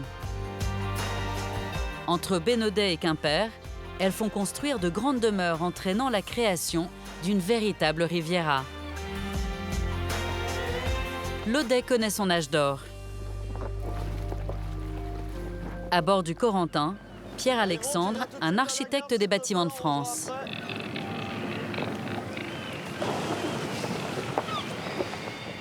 Depuis plusieurs années, il se passionne pour les habitations exceptionnelles qui jalonnent l'Odet.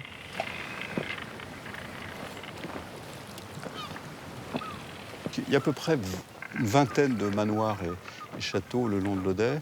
C'était des villas de plaisance, blottis dans un écrin de verdure, se reflétant sur la rivière. Et ces châteaux, on voit bien, ont su se positionner par rapport aux angles de vue. Celui-ci, par exemple, kérousien, c'est une architecture assez simple, hein, avec un toit à la mansarde, il y a un pavillon central, mais ce qui fait la beauté de ce château, c'est ce rapport à la fois à l'eau, puisqu'il est placé assez près de l'eau, mais en même temps, il y a tout cet écrin d'arbres tout autour, et le lieu est fantastique. Un peu plus loin, une autre demeure typique de la route des châteaux. Alors là, on va apercevoir Quéramblaise, la maison du loup. Alors de loin, on a l'impression qu'on a une forteresse médiévale avec ses toitures en poivrière. Et en fait, de près, c'est un château de plaisance, hein, qui s'ouvre plein sud sur un très beau promontoire et qui a été construit là ex nihilo. Il n'a pas été construit à l'emplacement d'un autre château plus ancien. Là, c'est une création 1875. Hein. L'architecte s'est vraiment fait plaisir avec toutes ces toitures, ces lucarnes.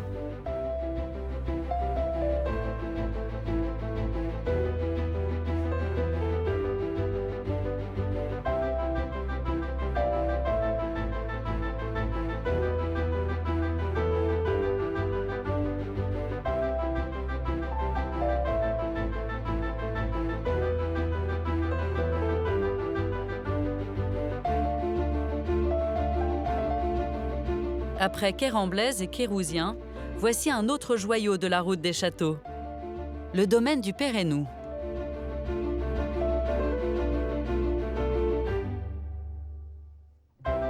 Construit en bordure d'un vallon, il domine l'Odet qui coule en contrebas.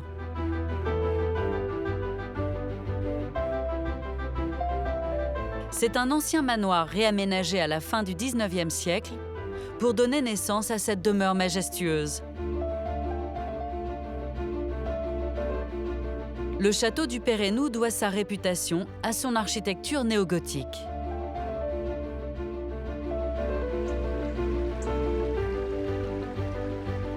Le domaine est aussi un témoignage de l'art des jardins très en vogue à l'époque.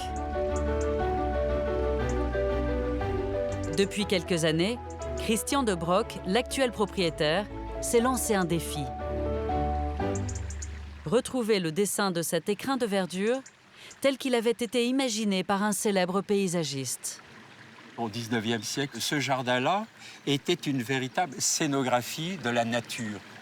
On découvrait effectivement l'Odet, et la chose que l'on découvrait au dernier moment, finalement, c'était l'habitation. On avait le Pérénou qui était en face de soi et qui était quand même un peu étonnant parce qu'on arrive sur cette façade qui est plantée là comme ça. C'est une image forte, voilà.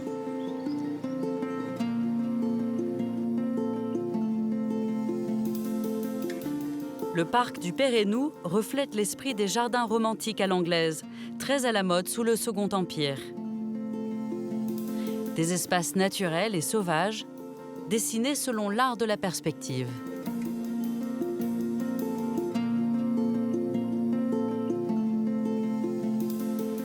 Il y a quelque chose qui est étonnant, c'est qu'on a tenté d'intégrer cette construction. Ici, on est dans la verticalité, ici, on est une pente comme ça.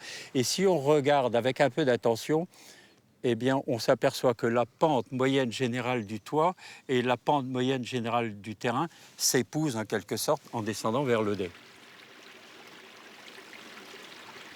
Un jardin comme celui-ci, non seulement il y a le terrain, le mouvement, les grands arbres, les pentes naturelles, et il y a l'eau. L'eau est très importante parce que l'eau éclaire en même temps le jardin d'un autre point de vue que purement le ciel. Donc ça fait une autre source d'intérêt qui attire l'œil. Christian de Broc se dirige au fond du vallon. Cet endroit, il l'a baptisé le parc des 5 continents. Gunera, ginkgo biloba et séquoia géant, toutes ces essences viennent donner un côté exotique au domaine.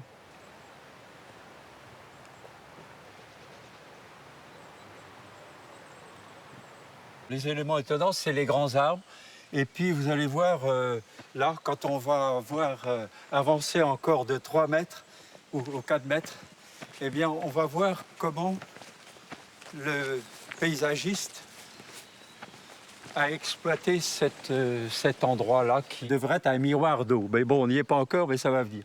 Le jour où on aura l'eau claire là-dedans, ça sera fantastique. En bordure de l'Audet, s'étend un autre bassin.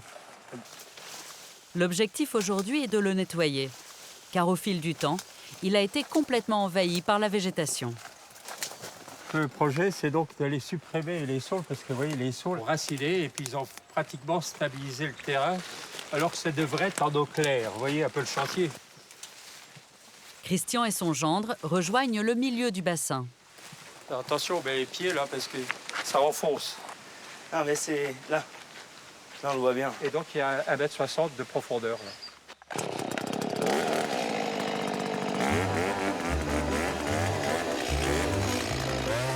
Cette réhabilitation du bassin va occuper les 2 hommes pendant plusieurs mois.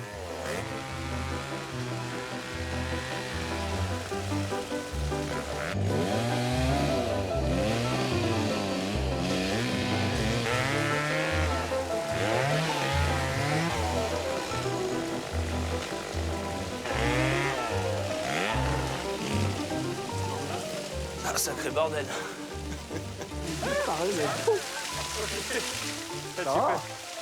Il y avait un petit trou, c'est pas grave.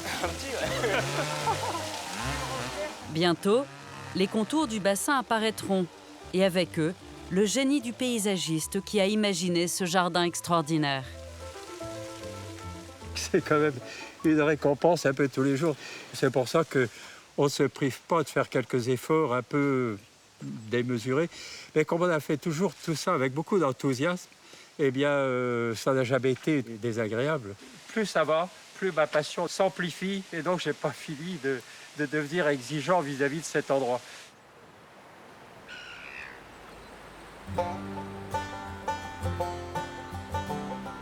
Les paysages préservés de l'Audet sont aussi le terrain de prédilection d'un photographe de renommée internationale. Un spécialiste de la photo naturaliste qui arpente la planète de l'Islande à la Mauritanie.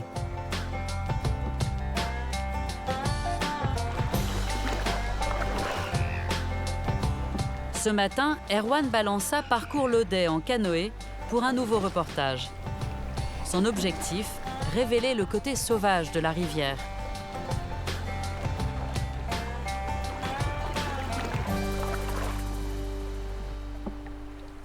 Ce qu'il y a de particulier sur l'Audet, c'est que tu as l'impression d'avoir une forêt qui est traversée par une rivière, et une rivière qui est quand même sinueuse. Du coup, tu as énormément de falaises avec des roches très très belles, des tombées. Et c'est vrai que l'Audet, en fait, si on se déplace, hop, on a plein de points de vue différents.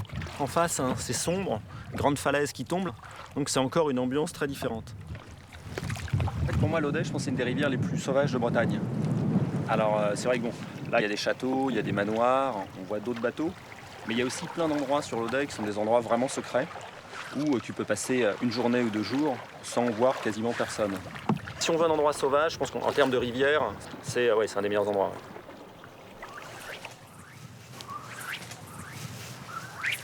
Erwan a choisi pour modèle Bruno Joncourt, un spécialiste de la pêche à la mouche sur l'Audet. Ouais, génial, génial. Ouais, ça c'est super. Magnifique. C'est ce geste qui fait tout l'art de cette technique de pêche. La ligne fouette l'air pour imiter le vol d'un insecte qui se pose sur l'eau. Là, l'idée sur une image comme ça, c'est... Alors évidemment, il y a Bruno, mais qui est tout petit sur l'image. Et en fait, tu as tout le décor autour. Et là, l'idée, en fait, c'est de jouer avec les hautes et les basses lumières. Du coup, tu as de la lumière sur l'eau, de la lumière dans le ciel. Tout le reste est sombre. Et tu as juste la toute petite silhouette du moucheur qu'on identifie dans un grand panorama sauvage de l'Audet.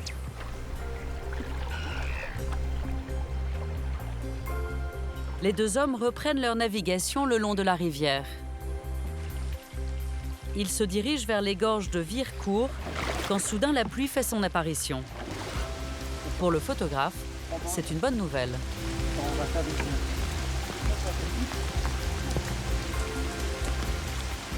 En fait, ça c'est vraiment des moments de folie en fait. Et c'est vrai que souvent, on dit qu'en Bretagne, tu as plusieurs journées au niveau météo sur la même journée, qu'après une averse, il va faire beau. Et là, c'est des moments fabuleux en fait. Ah, là, c'est super. Ouais. Alors là, c'est vraiment en plus l'ambiance idéale. Hein. Tu as une lumière de feu de Dieu. Tu as du poisson en activité. Oh, il y a une arc-en-ciel. Ah, regarde. Pour Bruno aussi, cette averse est une aubaine. Il attrape sa première prise de la journée, un jeune bar. Pêcher du bar, pêcher des poissons marins sous des chênes et des châtaigniers, c'est quand même complètement particulier. Il n'y a que dans les estuaires bretons qu'on peut faire ça. Voilà. Hop.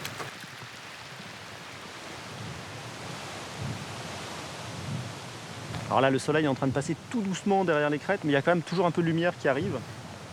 Et là, tu es seul au monde, sur un des plus beaux endroits de Bretagne. Ouais. Ce qui est magique quand tu viens souvent au même endroit, c'est que tu t'en imprègnes complètement. Et moi, c'est ce qui m'intéresse en fait. Si je fais de la photo, c'est pour passer du temps dans la nature.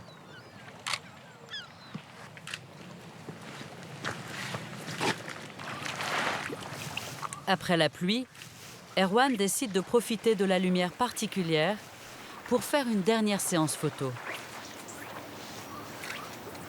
C'est génial parce que Bruno est capable de m'envoyer la mouche juste là où je lui demande de la poser ou de faire des effets. On pense tous, quand on voit un moucheur, au film avec Robert Redford, Au milieu d'une rivière. C'est dans le Montana, donc des décors grandioses. Ça fait rêver tous les moucheurs. On a la forêt, derrière ce pan de roche avec tous ces arbres. Super beau ciel chargé. On se dit, mais on a rien à envier Au milieu d'une rivière en fait.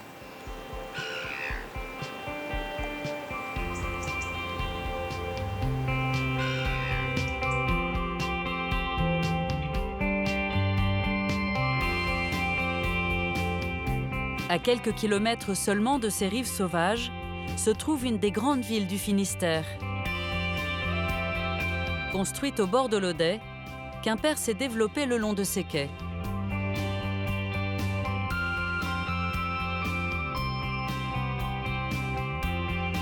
Ici, le quartier ancien s'enroule autour d'un monument magistral.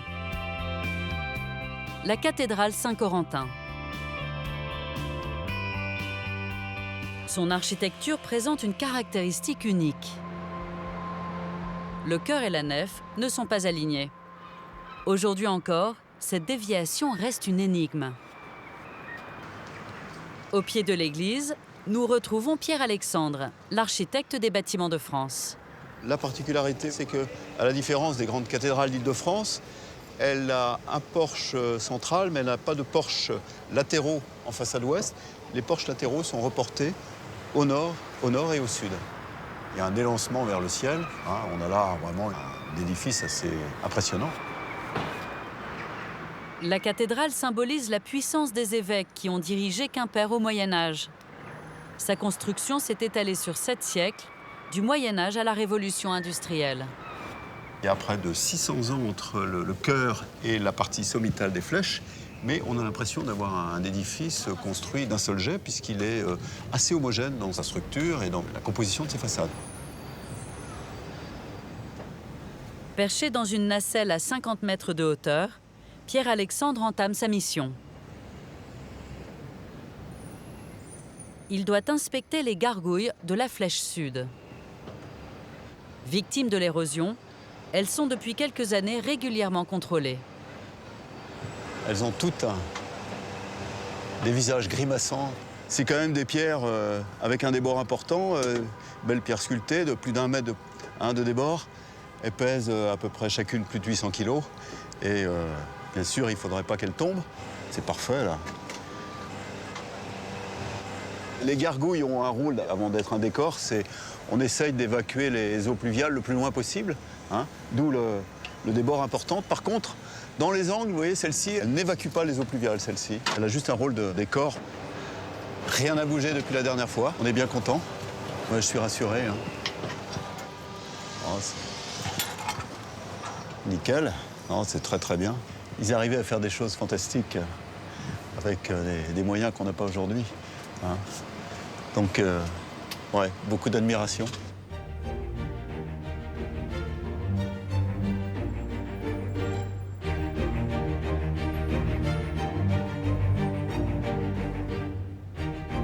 Pendant des siècles, la cathédrale a dominé un port florissant. Le long des rives de l'Odet accostaient de nombreux navires. Ils arrivaient de Bordeaux ou d'Angleterre pour y décharger leurs marchandises. Installées dans le quartier de Locmaria, des faïenceries ont profité de cette activité. Cette industrie a fait la réputation de Quimper dans l'Europe entière. Fondée au XVIIe siècle, la maison Henriot est la plus célèbre. Aujourd'hui, c'est Jean-Pierre Le Goff qui dirige la faïencerie. Ce matin, il nous emmène dans l'endroit le plus secret de la fabrique.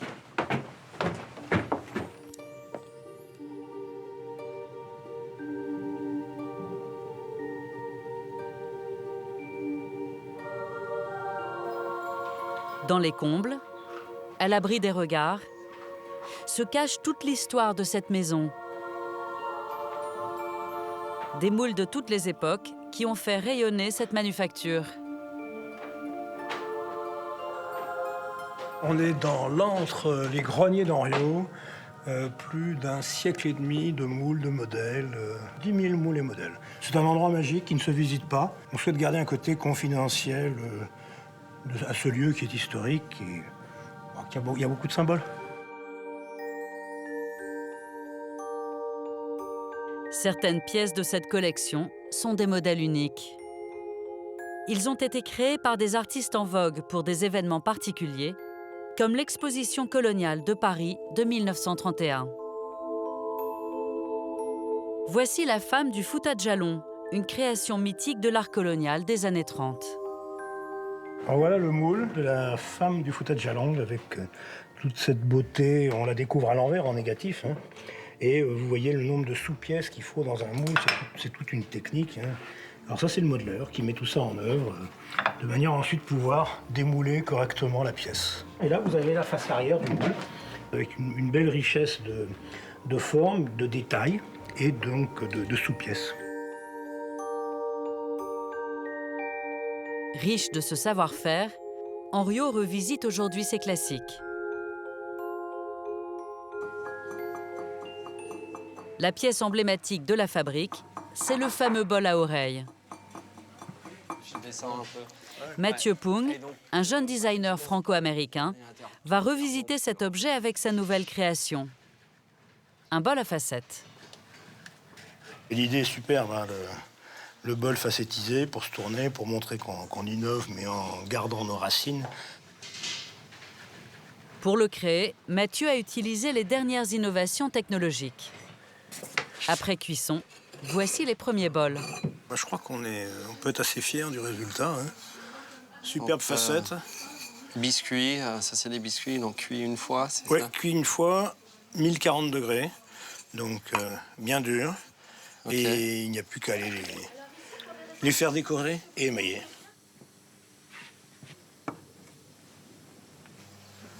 J'ai eu un coup de cœur quand je vois mon nom enfin dessus, en fait. Je fais partie de toute l'histoire d'Henriot, en fait, maintenant. Je serai dans les annales ici. Je peux revenir dans 50 ans et je peux trouver toujours mon nom.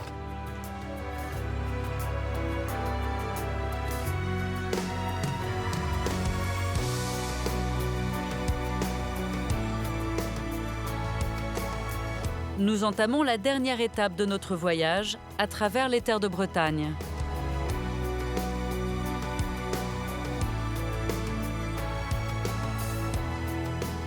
À quelques kilomètres au sud-ouest de Quimper, un village typique, Locronan.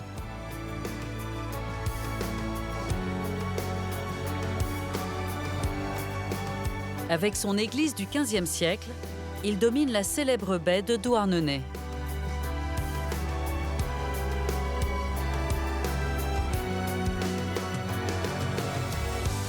Un peu plus loin, entre la pointe du Raz et la pointe de Saint-Mathieu, se niche la presqu'île de Crozon et ses paysages grandioses.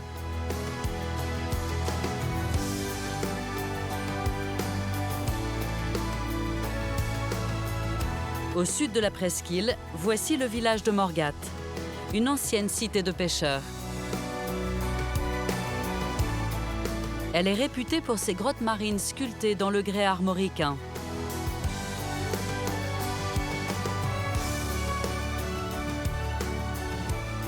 Le cap de la Chèvre ferme la baie de Douarnenez.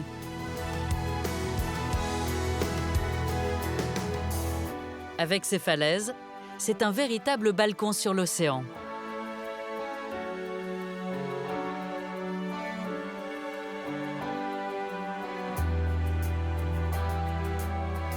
Sur 130 km de littoral, les reliefs dessinent ici des paysages d'une grande diversité.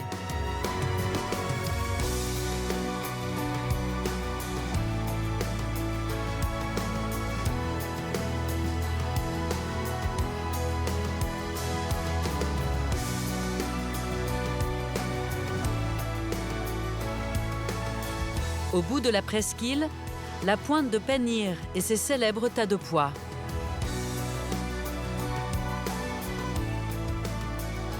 Ces énormes rochers prolongent le Finistère un peu plus loin dans l'océan.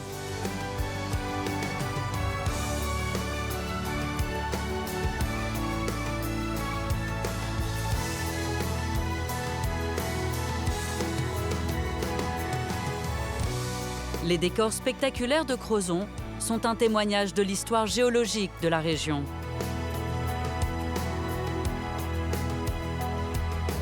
Ils sont aujourd'hui classés Espaces remarquables de Bretagne.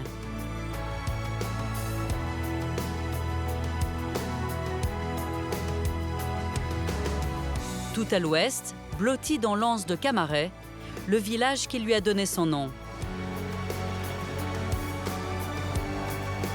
Il abrite un édifice symbolique, la tour Vauban.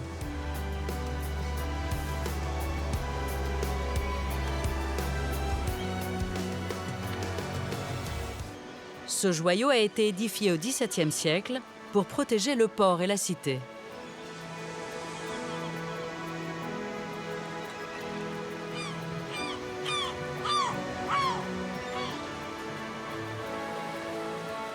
Veiller sur ce bâtiment, c'est la mission de deux spécialistes du patrimoine.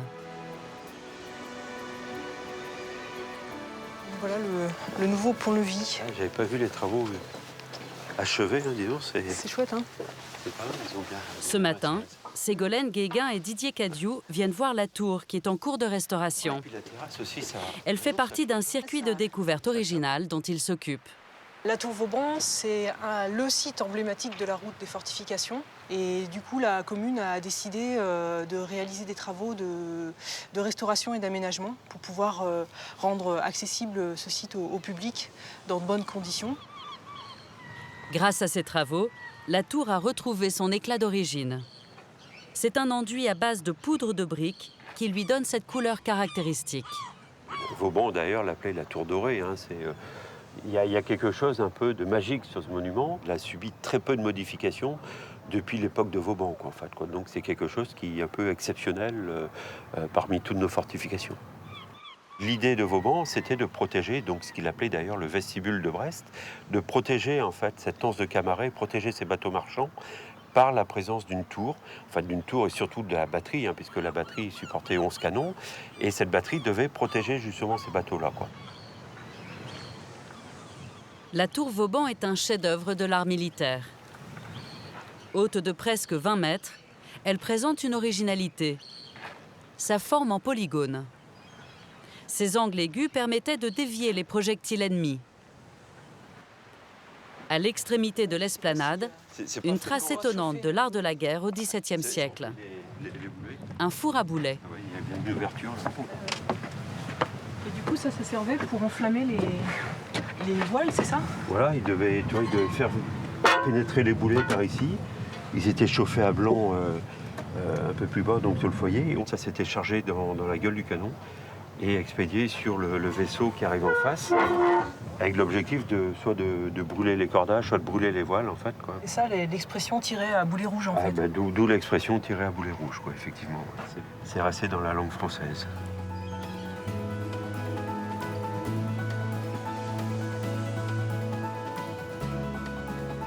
Ségolène et Didier continuent leur travail sur la route des fortifications. Aujourd'hui, une quinzaine de sites en font partie, mais leur objectif est d'élargir ce circuit de découverte. Car il existe environ 150 ouvrages de défense sur le littoral de la presqu'île. Depuis toujours, les côtes de Crozon sont un lieu stratégique. L'ensemble des bâtiments militaires avait pour but de protéger le goulet de Brest. Ce vaste bras de mer relie l'océan à la ville.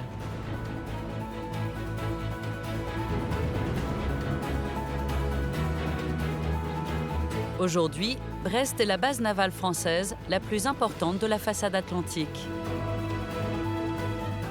C'est Louis XIV qui décide la construction d'un vaste arsenal ici. Des installations qu'il faut protéger par une série de forteresses.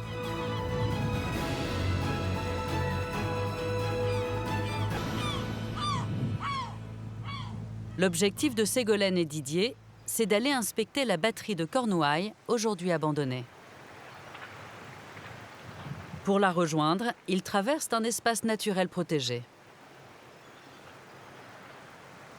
Nous sommes en septembre et les bruyères qui bordent le sentier du littoral sont toujours en fleurs. L'identité de la Bretagne, je dirais, la Lande, c'est vraiment un milieu qui est très représentatif de la Bretagne, que ce soit la Bretagne intérieure ou le littoral. C'est ça qui donne son côté un petit peu austère l'hiver et chatoyant l'été. Ici, on en est vraiment les gardiens, il faut qu'on veille dessus. Et il y a quand même un certain nombre de menaces qui pèsent sur les Landes. Ouais, alors, ça peut être le surpiétinement de certains secteurs. Une de nos missions, ça va être d'essayer de préserver cette lande-là pour garder des qualités paysagères, mais aussi des qualités de diversité, quoi. Il va y avoir des insectes, il va y avoir des oiseaux qui vont être plutôt inféodés à ce type de milieu. Si le milieu disparaît, ça veut dire aussi les insectes, les oiseaux disparaissent également. La route des fortifications, c'est ça aussi son intérêt, en plus et bien sûr de tout le côté patrimonial. Chaque site, c'est une promenade dans des paysages magnifiques. On découvre le littoral, les fortifications et on a aussi l'occasion de faire des jolies promenades, quoi. Pour accéder à la batterie, Didier et Ségolène empruntent un sentier escarpé. Alors il y a un endroit où on voit bien le travail, c'est quand tu descends pour avoir une vue, quoi, vue sur mer et vue sur le parapet, quoi. C'est sympa avec tous les voiliers là, qui naviguent sur le goulet aujourd'hui. Ancien abri à projecteur. Tu vois, quand tu arrives ici, tu as un beau panorama en fait, sur le goulet, sur la mer d'Iroise, sur la rade de Brest. Cette batterie de Cornouailles a pour fonction d'interdire le passage, le forcement du goulet de Brest par une escadre. C'est le premier des puissants verrous que Vauban installe sur le goulet de Brest. Alors, ça ne fonctionne pas tout seul. Il y a la batterie de Cornouailles sur la partie sud, mais en face, on a la batterie de Léon, qui est construite un peu sur le même principe, au ras de l'eau. Et l'idée de Vauban, c'était de construire également une troisième batterie sur le rocher qu'on aperçoit au milieu du goulet, la Roche-Mingan. Donc on aurait eu là 3 puissantes batteries qui fermaient totalement l'accès à Brest. C'est un très très beau monument. C'est l'un des plus remarquables certainement, d'abord par la beauté de son architecture, c'est quelque chose de très beau. C'est aussi un travail qui a été difficile, donc du coup ça mérite un intérêt, ne fût-ce qu'en mémoire des ouvriers qui ont construit ça. C'est aussi un bâtiment d'une très grande ampleur et c'est aussi certainement un des bâtiments qui est resté le plus dans son jus. Il est presque dans la situation où Vauban l'a connu en fait à la fin du XVIIe siècle. Vers 1880, la batterie de Cornouailles a été transformée. Les militaires y ont installé des canons plus puissants pour percer le blindage des cuirassés. Ils ont été creusés sous la falaise et sous la batterie pour installer ces pièces d'artillerie qui sont des pièces immenses. C'est des pièces qui font à peu près 80 tonnes avec leur affût. Ségolène et Didier se dirigent sous la plateforme, là où étaient installées ces pièces d'artillerie colossales. C'est cet endroit qu'ils aimeraient voir aménagé pour accueillir du public. T'imagines le travail que ça a été de creuser ça dans la falaise, dans les conditions de l'époque. On est en 1888. Donc tu vois, ici, il faut imaginer la pièce d'artillerie. Donc tu vois, tu imagines un très très gros canon qui est installé ici même et qui va tirer une seule fois. Tu vois, il va tirer au ras de l'eau jusqu'à quand le bateau va passer. J'ose même pas imaginer les conditions dans lesquelles se trouvaient les artilleurs, parce que ça devait effectivement résonner, il devait avoir une fumée. Ça devait être difficile d'être présent dans la pièce quand le canon tirait, en fait.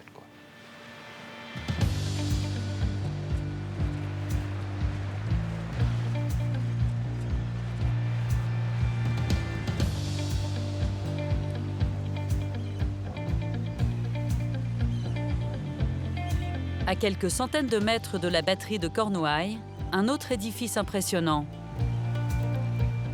Le fort des Capucins. Il a été spécialement construit pour protéger l'entrée du goulet de Brest. Aujourd'hui, ce site est interdit au public. Le but serait aussi de l'intégrer à la route des fortifications. Là, on découvre un super panorama. C'est vrai que c'est... Moi, j'adore cet endroit. Ah ouais, c'est superbe. C'est vrai que... Puis on voit comment ils ont construit un peu l'endroit, tu vois. Des casernements de ce côté-ci, protégés par le rocher. Et derrière la roche, il y a la batterie qui sert à protéger en fait l'entrée du goulet. Et ils ont gardé le rocher original au départ. C'est le rocher original. Ils l'ont un peu taillé voilà. en fait pour construire les bâtiments. Et en fait, ça protège d'un assaillant éventuel. Il faut imaginer qu'à l'époque où ça a été construit, donc vers 1848, il n'y avait pas d'avion à l'époque. Donc c'est forcément l'assaillant ne pouvait venir que par la mer. Et donc la masse rocheuse protège la caserne. En fait. C'est un ouvrage remarquable. Un des plus beaux ouvrages certainement parmi les fortifications de la presqu'île de Crozon. Pour accéder au fort, une série d'escaliers débouche sur un imposant pont de pierre. C'est le seul accès depuis la presqu'île.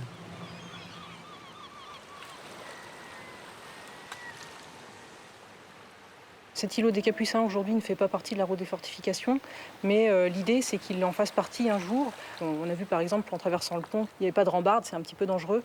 Donc l'idée c'est de l'aménager et de pouvoir l'ouvrir ensuite au public. Là, toi, ici, c'est les pierres de couronnement qui sont tombées. Alors c'est marrant parce que derrière, ils ont fait l'économie, ils l'ont fait en schiste simplement. Oui, c'était la façade qui était belle, quoi. La façade était superbe, mais l'arrière un petit peu moins, quoi. Ouais. Le projet initial est un projet de Vauban. On a un plan signé de Vauban de 1696. Faute de moyens financiers, il n'a pas pu arriver à réaliser son projet. Mais ses successeurs, hein, les ingénieurs qui lui ont succédé, se sont ingéniés en fait à réaliser son projet. Et en l'occurrence, ça a été fait ici à la moitié du 19e siècle, hein, donc à partir de 1848. Quoi. C'est toute la richesse des fortifications de la presqu'île de Crozon. Elles sont toutes différentes, elles ont toutes un intérêt architectural et elles sont toutes dans des sites naturels différents, ce qui en fait un lieu de découverte formidable. Quoi, en fait. Du sommet du fort se déroule un panorama exceptionnel. Ici, on est face à la mer d'Iroise, un endroit qui est superbe. Il y a une architecture, il y a un paysage, donc la pointe Saint-Mathieu, Ouessant, l'île de Sein. Et si on regarde bien en face, c'est le Canada, quoi, en fait. Quoi. Donc, on a un paysage immense, quoi, en fait.